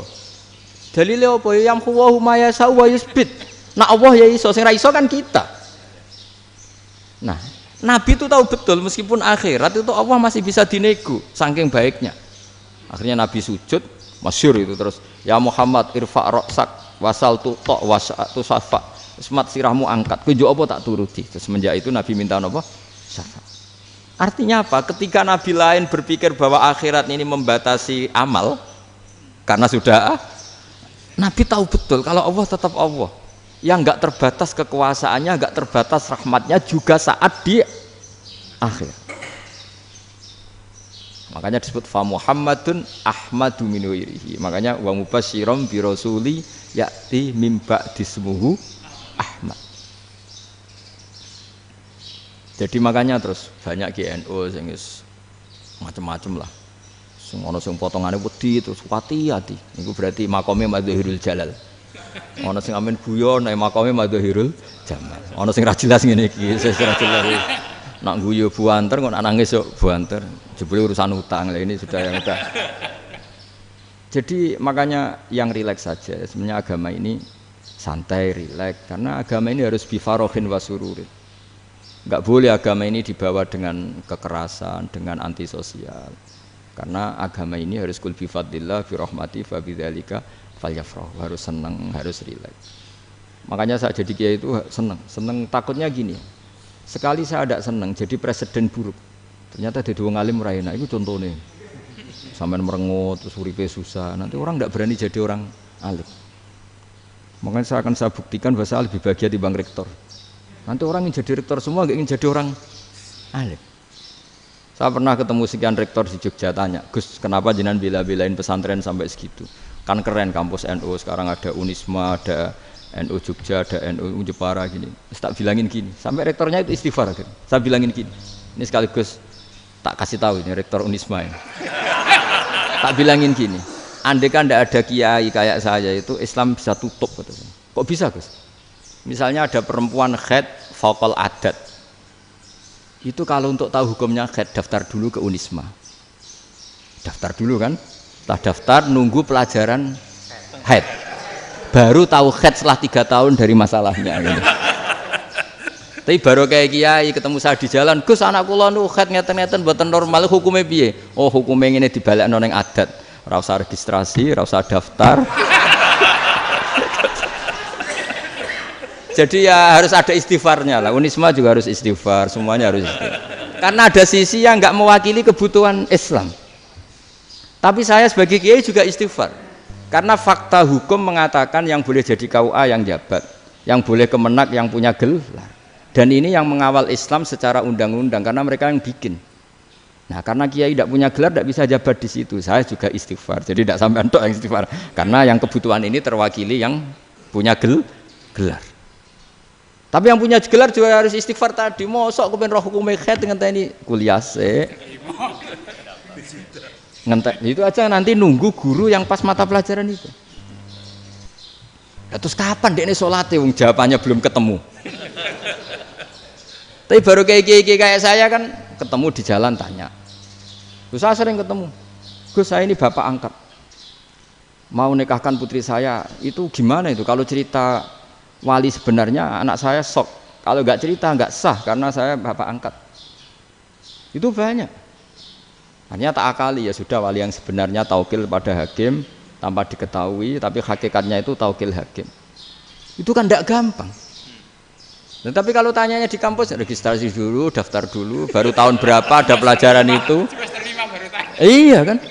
Semester 5 ya? Iya. Oh, itu kan. Jadi jangan kira terus sistem Unisma itu yang terbaik di dunia, tidak juga kan, tidak juga. Dan sistem-sistem yang lain maksudnya ada. Tapi sistem kiai loh, Bamun juga sering pesen saya, kowe kudu seneng pegawai negeri, piye-piye sing jaga agama pegawai negeri. Kemarin pas acara 7 harinya Gus Roba sama matur itu di depan para kiai. Setelah saya jadi kiai ya itu nyata. Islam di Papua, di NTT yang bawa siapa? Dokter negeri, ya kan? KUA negeri, barokahnya mereka negeri dijamin negara kan, barokahnya Muslim berkebutuhan Islam, akhirnya bikin musola di situ, bikin masjid. Bahkan di Korea Utara itu ya ada masjid bawaan duta besar, karena banyak duta besar Muslim berkebutuhan masjid. Yang bisa gini itu yang negeri apa yang swasta? Negeri lah. Di sini kiai tidak mewakili semua kebutuhan apa? Islam. Tapi kampus juga enggak, kampus Islam sekalipun tidak memenuhi semua kebutuhan Islam tadi. Masa orang tanya kan nunggu semester berapa tadi?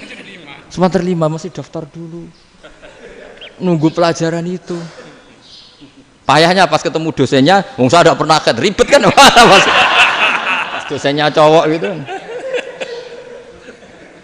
Jadi sudahlah, makanya ini. Iya, makanya ini kan bentuk kearifan lah. Jenengan ngakui fungsi kiai kayak saya itu bentuk kearifan. Saya juga ngakui jenengan ini butuh kearifan. Saya sering didolani KUA itu. Itu rata-rata ya didikan kiai. Kompilasi hukum Islam itu banyak ya, janda cantik. Contohnya harus cantik, kalau jelek nggak mungkin terjadi kan.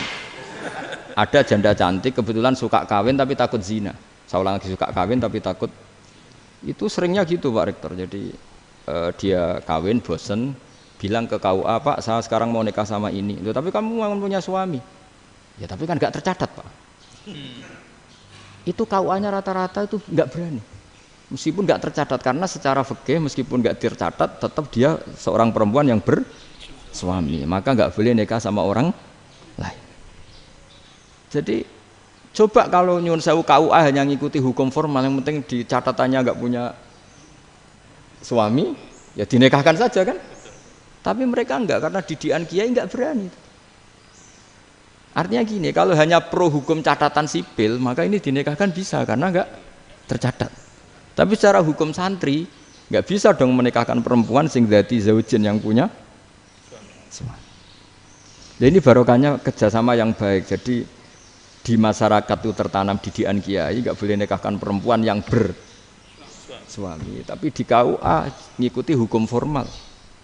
Dan di Indonesia itu KUA itu rata-rata konsultasinya ya sama kiai. Sehingga ya nggak berani akhirnya meskipun aku ya wedi mlebu neraka, Mbak, gak iso. Dan itu banyak. Seorang lagi ya, makanya ini kan pesantren itu nggak boleh mati. Orang kiai-kiai kayak saya nggak jelas-jelas itu harus lebih jelas lagi. Karena ini yang on time, yang online, yang siapa saja bisa tanya. Saya itu SMS saya itu nggak punya HP WA. HP jadul itu SMS-nya tiap hari entah berapa. Orang yang tanya dari Kalimantan, dari Aceh. Gus di kampung saya ada masjid 2 itu yang Samana, ada yang dari orang perkotaan. Gus di perumahan baru ada masjid, yang Jumatan baru orang 12, sah enggak? Ya langsung saya jawab, sah. Dalilnya ini. Ya sudah, nah, tapi kata Imam Syafi'i gini harus orang 40, itu madzhab Syafi'i, dalam madzhab yang lain gini-gini. Itu kalau tanya rektor itu kan ribet. Masuk ajudan dulu, asisten dulu, panjang.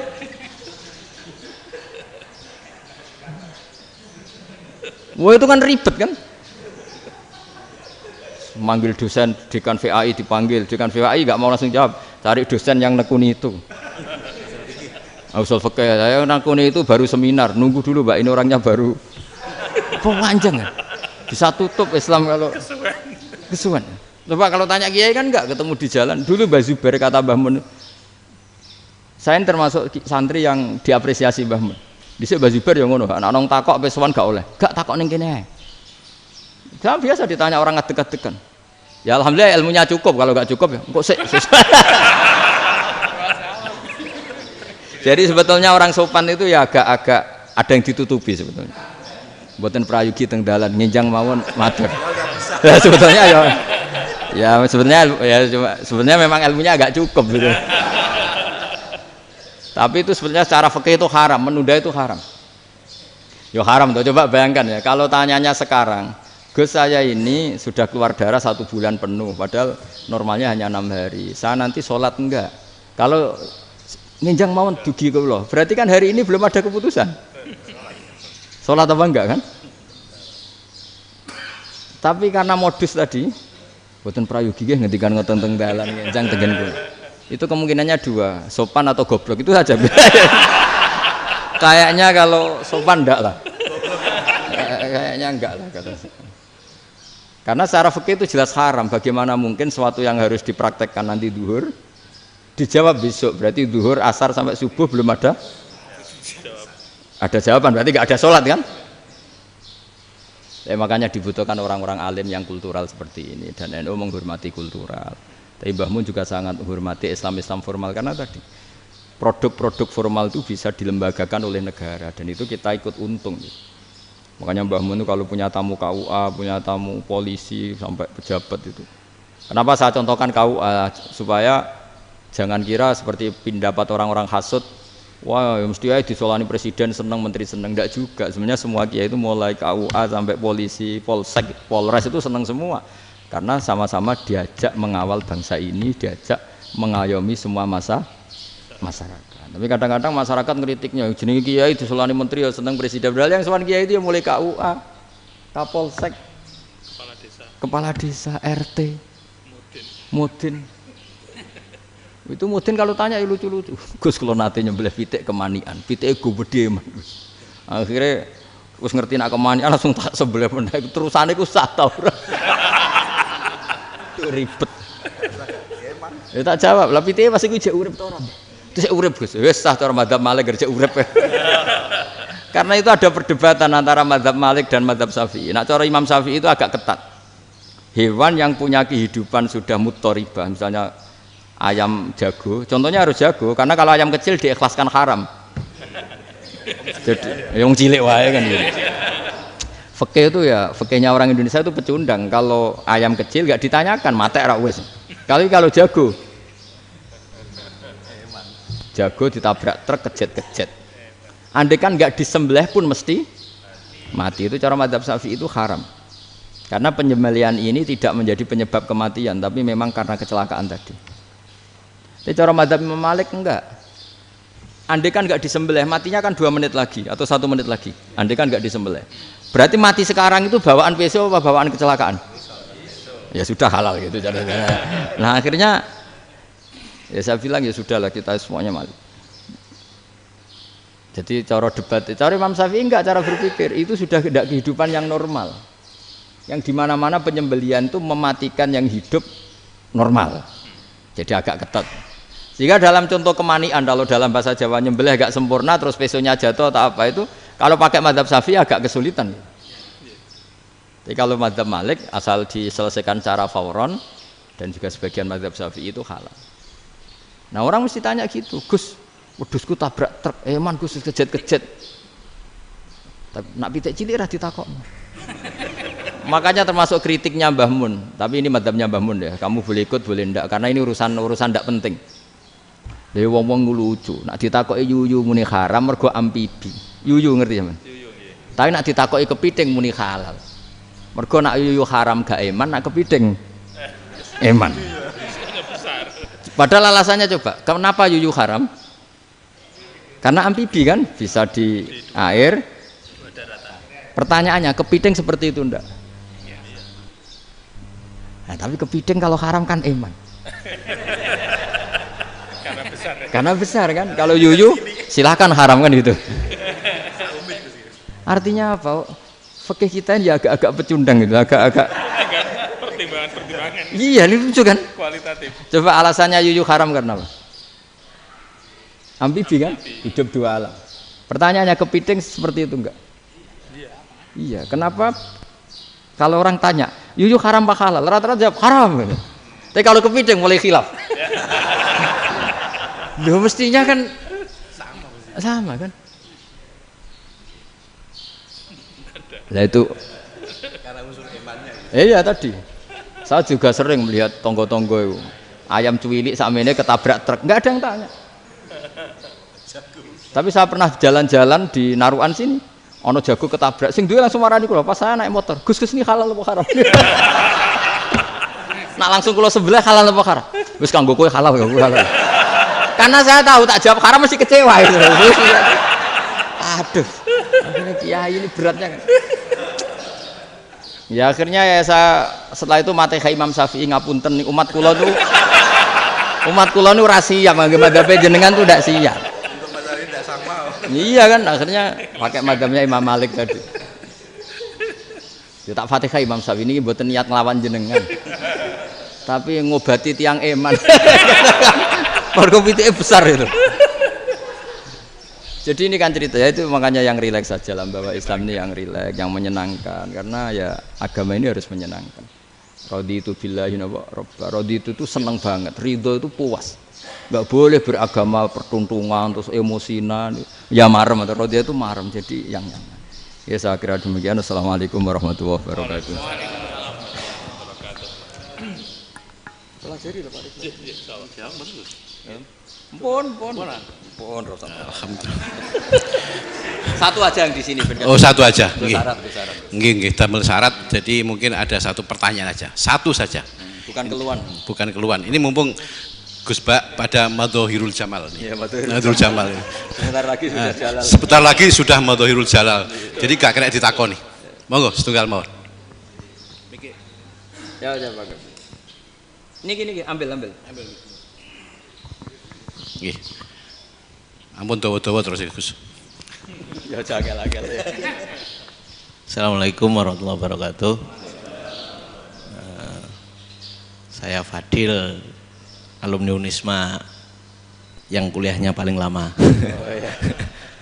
Masih di jalanan. Gus, pertama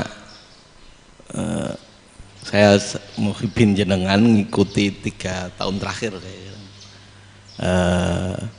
Sepertinya ketika Mbah Hasyim Asy'ari hadir di tahun 1900-an sampai mendirikan itu kok suasananya sama seperti Gus Baha hadir di tengah-tengah situasi genting Indonesia ini. Saya kira yang memunculkan nama Gus Baha di banyak media online yang saya amati itu malah awalnya dari kelompok bukan kita gitu. Dan itu kami melihat bahwa apakah nanti 1926 dan 2026 satu abad NU, saya kok termasuk orang yang punya apa ya, semacam harapan gitu, Gus Baha bisa, ya mungkin kalau beliau Mbah Hashim Rois Akbar, sekarang Rois Am, nanti ada istilah baru lah, tengah-tengah antara Rois Am dan Rois Akbar. Karena setiap satu abad harus ada mujadid, dan kami berharap enggak, kamu aja tak angkat. Itu yang pertama, artinya mohon maaf Gus. Yang kedua soal saya termasuk orang yang cukup iskal dengan peristiwa Nabi, kalau banyak disebutkan itu kisah Nabi Khidir yang, atau Khodir yang dari 3 cerita itu hanya satu cerita yang saya masih agak bingung soal di situ anak kecil itu pakai kalimat, kalau di Al-Quran itu pakai kotala, jadi pakai anak kecil itu dibunuh seperti itu. Jadi ada istilah yang apakah memang saat itu ada syariat yang membolehkan, atau memang ada sesuatu yang secara dari Allah Subhanahu wa taala memang itu dibolehkan untuk Nabi Khidir. Jadi di antara semua cerita itu saya yang agak iskal yang itu. Kalau yang kisah soal membocorkan itu mungkin masih bisa masuk ya, tetapi apakah sudah ada ilmu psikologi yang sangat tinggi sehingga kalau ada anak-anak yang idiot itu, atau apapun istilahnya yang sekarang itu boleh dilakukan tindakan begitu gitu. Nah ini saya lebih provokatif dari Pak Rektor biasanya.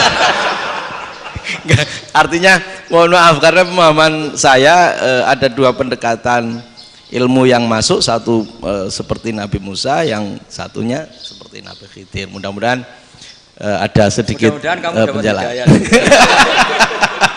Siap Gus, terima kasih. Dan yang terakhir, mudah-mudahan karena Indonesia situasi terakhir saya kira kita ketahui lagi pandemi seperti ini Gus, jadi saya juga ingin pendapat Gus Baha, apakah ini situasi pandemi corona itu Allah sedang madhohirul jamal atau madhohirul jalal? Terima kasih. Assalamualaikum warahmatullahi wabarakatuh. Assalamualaikum warahmatullahi wabarakatuh. Monggo langsung mawon Gus. Ini provokatif ini kayak. Loh di situ aja kamu tanya kok terus mirip. Siapa Fadil ya? Dari peternakan ya? Peternakan. Tapi mau ngomong tafsir itu. Nah, mulai kacau peternakan ngomong tafsir ini mulai.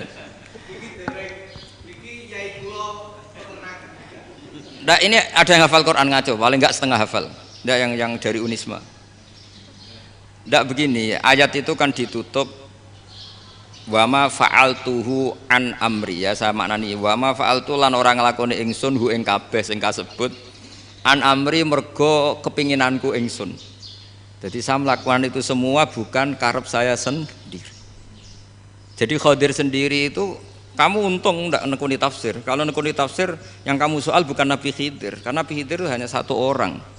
Yang kamu soal harusnya Israel. Wih, itu ndak rektor, ndak kiai besar, ndak siapa saja dihabisin itu. Kenapa Israel ndak kamu tegur? Gimana hukumnya qatlul mukmin? Kenapa Israel ndak kamu masukkan ayat wa may yaqtul mu'minam muta'ammidan fajazauhu jahannamu khalidan fi. Ingat ya Israel. Iya kan? Nah, Israel melakukan pembunuhan itu, kadang yang dipateni nyuwun sewu orang soleh betul. Tapi wae kabundut ya. Itu Israel juga tidak atas pilihannya, tapi karena perintah. Nah, Khadir itu bukan nabi syariat, kira-kira mirip kayak Israel. Karena beliau bukan nabi syariat. Jadi ini agak aneh, ini kan orang nekuni tafsir kayak saya sampai berjilid-jilid kitab. Saya kemarin mata saya agak sakit karena saya nangis itu sudah 2 hari. Bukan mikir sampean tapi mikir ilmu ini harus ada yang mempertahankan. Karena apa ya, nekuni ilmu itu kan ribet. Kalau yang nekuni ilmu terus dosen terus rektor itu ya agak ada fasilitasnya. Kalau nekuni ilmu kiai itu naruh keramat kan taqabbala wa minna minkum taqabbal ya karim. Iya, tapi saya alhamdulillah keramat jadi ya tetap hidup itu. Saya ulang lagi ya. Harusnya Mas Fadil itu kalau nekuni itu yang disoal tuh Nabi Khidir. Nabi siapa? Apa malaikat siapa? Israel. Karena itu korbannya lebih banyak. Pertanyaannya, Israel kena enggak oleh aturan ayat wa may yaqtul mu'minam muta'ammidan fajazahu? Kan enggak. Karena semua itu wa ma fa'altuhu an amri. Saya lakukan ini. Mungkin ngaji kamu enggak khatam sih mau delok fakotalah itu. Itu Nabi Khidir pasti tersinggung, enggak baca belakangnya itu. Ya karena jurusan peternakan itu. Atau salah gurunya yang ngajar. Ya.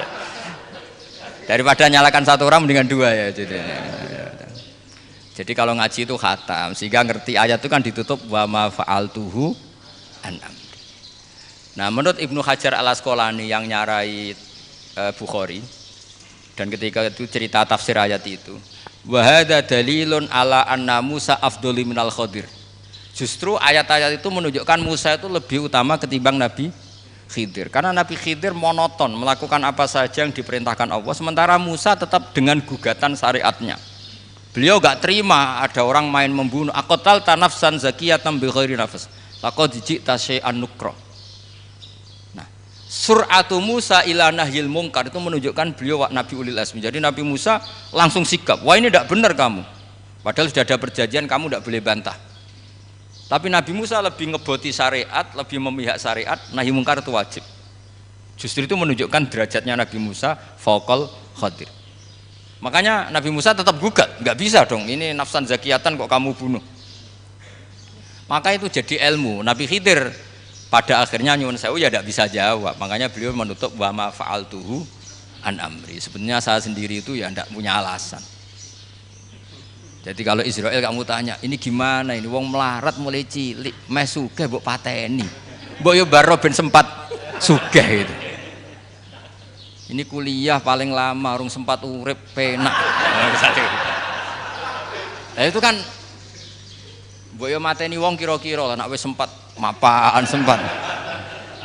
Lu andai kan Israel pakai aturan syariat kan mateni orang kan ya dikira-kira lah. Jadi itu tidak ada hubungannya tadi dengan ilmu yang kamu katakan urusan psikologi, anak itu tetap semuanya haram dibunuh, nggak boleh. Ya jadi tetap, makanya ini pentingnya ngaji khatam itu tadi. Jadi pada akhirnya Nabi Khidir itu ada punya alasan, hanya ngendikan wa ma fa'altuhu an amri. Pada akhirnya yang paling pokok yaitu semua ini saya lakukan, saya sendiri itu tidak tahu karena perintah. Jadi untung kamu gak nyoal Nabi Israel. Kalau nyoal diincem ribet kan. Ini orang tadi pas seminar Gus Bak ngeritik saya. Wah.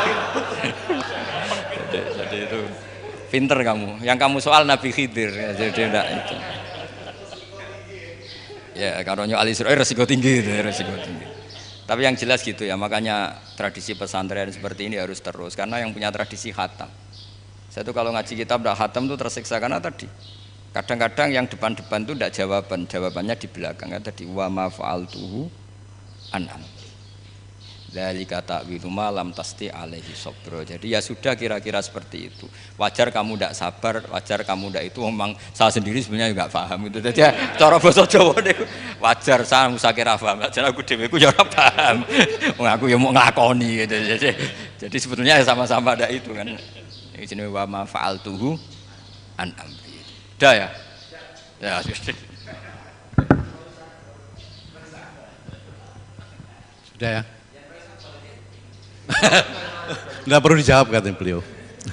Baik Bapak Ibu semuanya yang saya hormati, dan saya tidak harus menyimpulkan karena kalau menyimpulkan malah itu menduguri ulama kan gitu. Itu enggak tawadhu lagi malah itu, khawatir kualat kalau. Baiklah mungkin hanya kita tutup dengan berdoa yang dipimpin oleh Gus Pak. Nggih mboten napa-napa dan setelah itu nanti kita foto bersama. Al-Fatihah. Alhamdulillahi rabbil alamin. Ya kan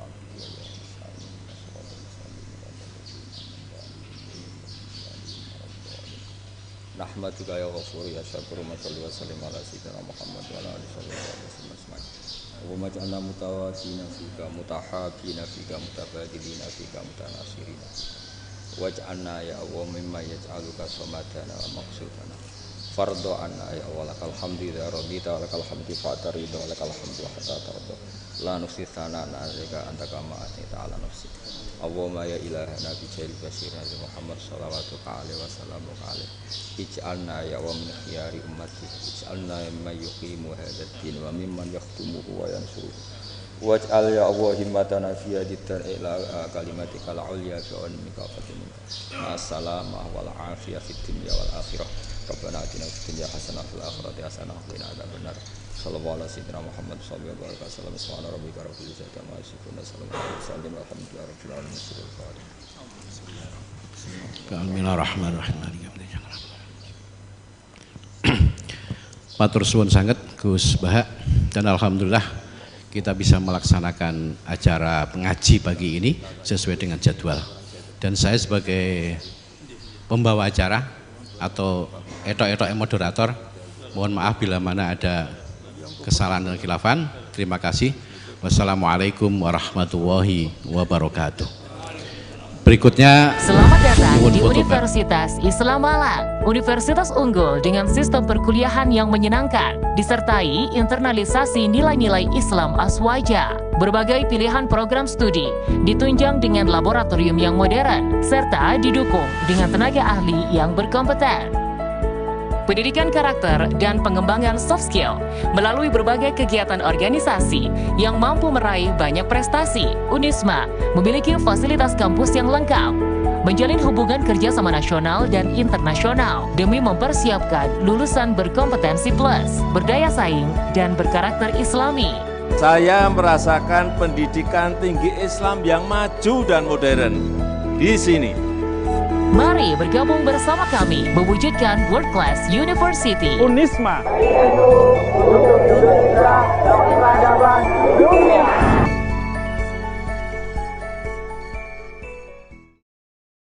Sallallahu ala Muhammad. Sallallahu alaihi wasallam. Sallallahu ya Muhammad. Sallallahu alaihi wasallam. Sallallahu ya Muhammad.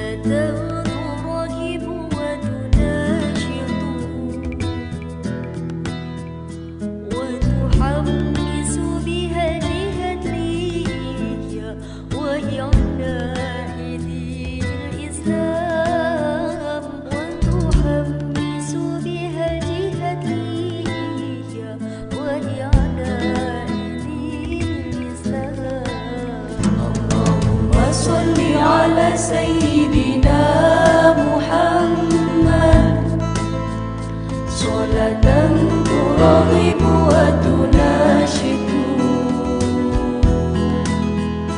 وتحمس بها الجهادية وإعلاء دين الإسلام وتحمس بها الجهادية وإعلاء دين الإسلام وإظهار شعائر على طريقة جمعية نهضة العلماء وإظهار شعائر على طريقة جمعية نهضة العلماء وعلى آله وصحبه وسلم وعلى آله وصحبه وسلم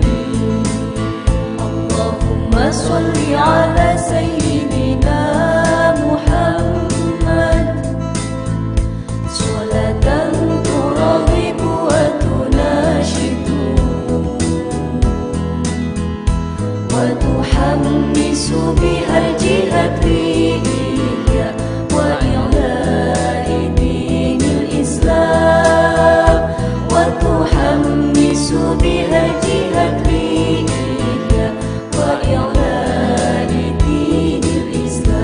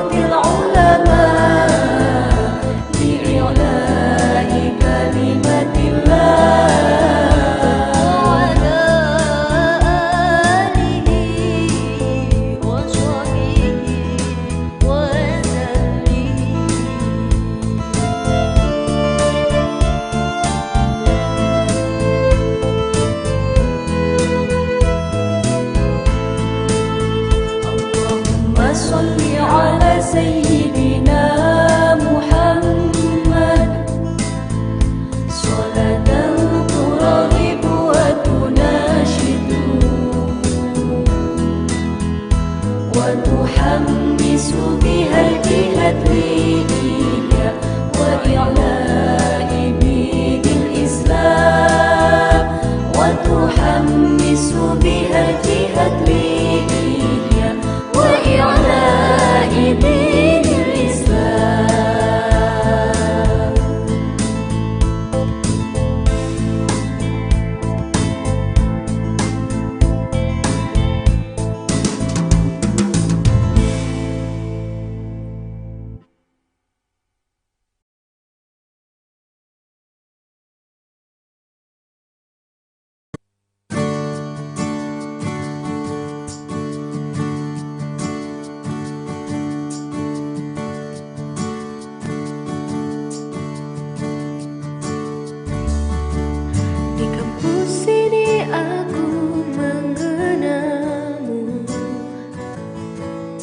tulusnya hatimu.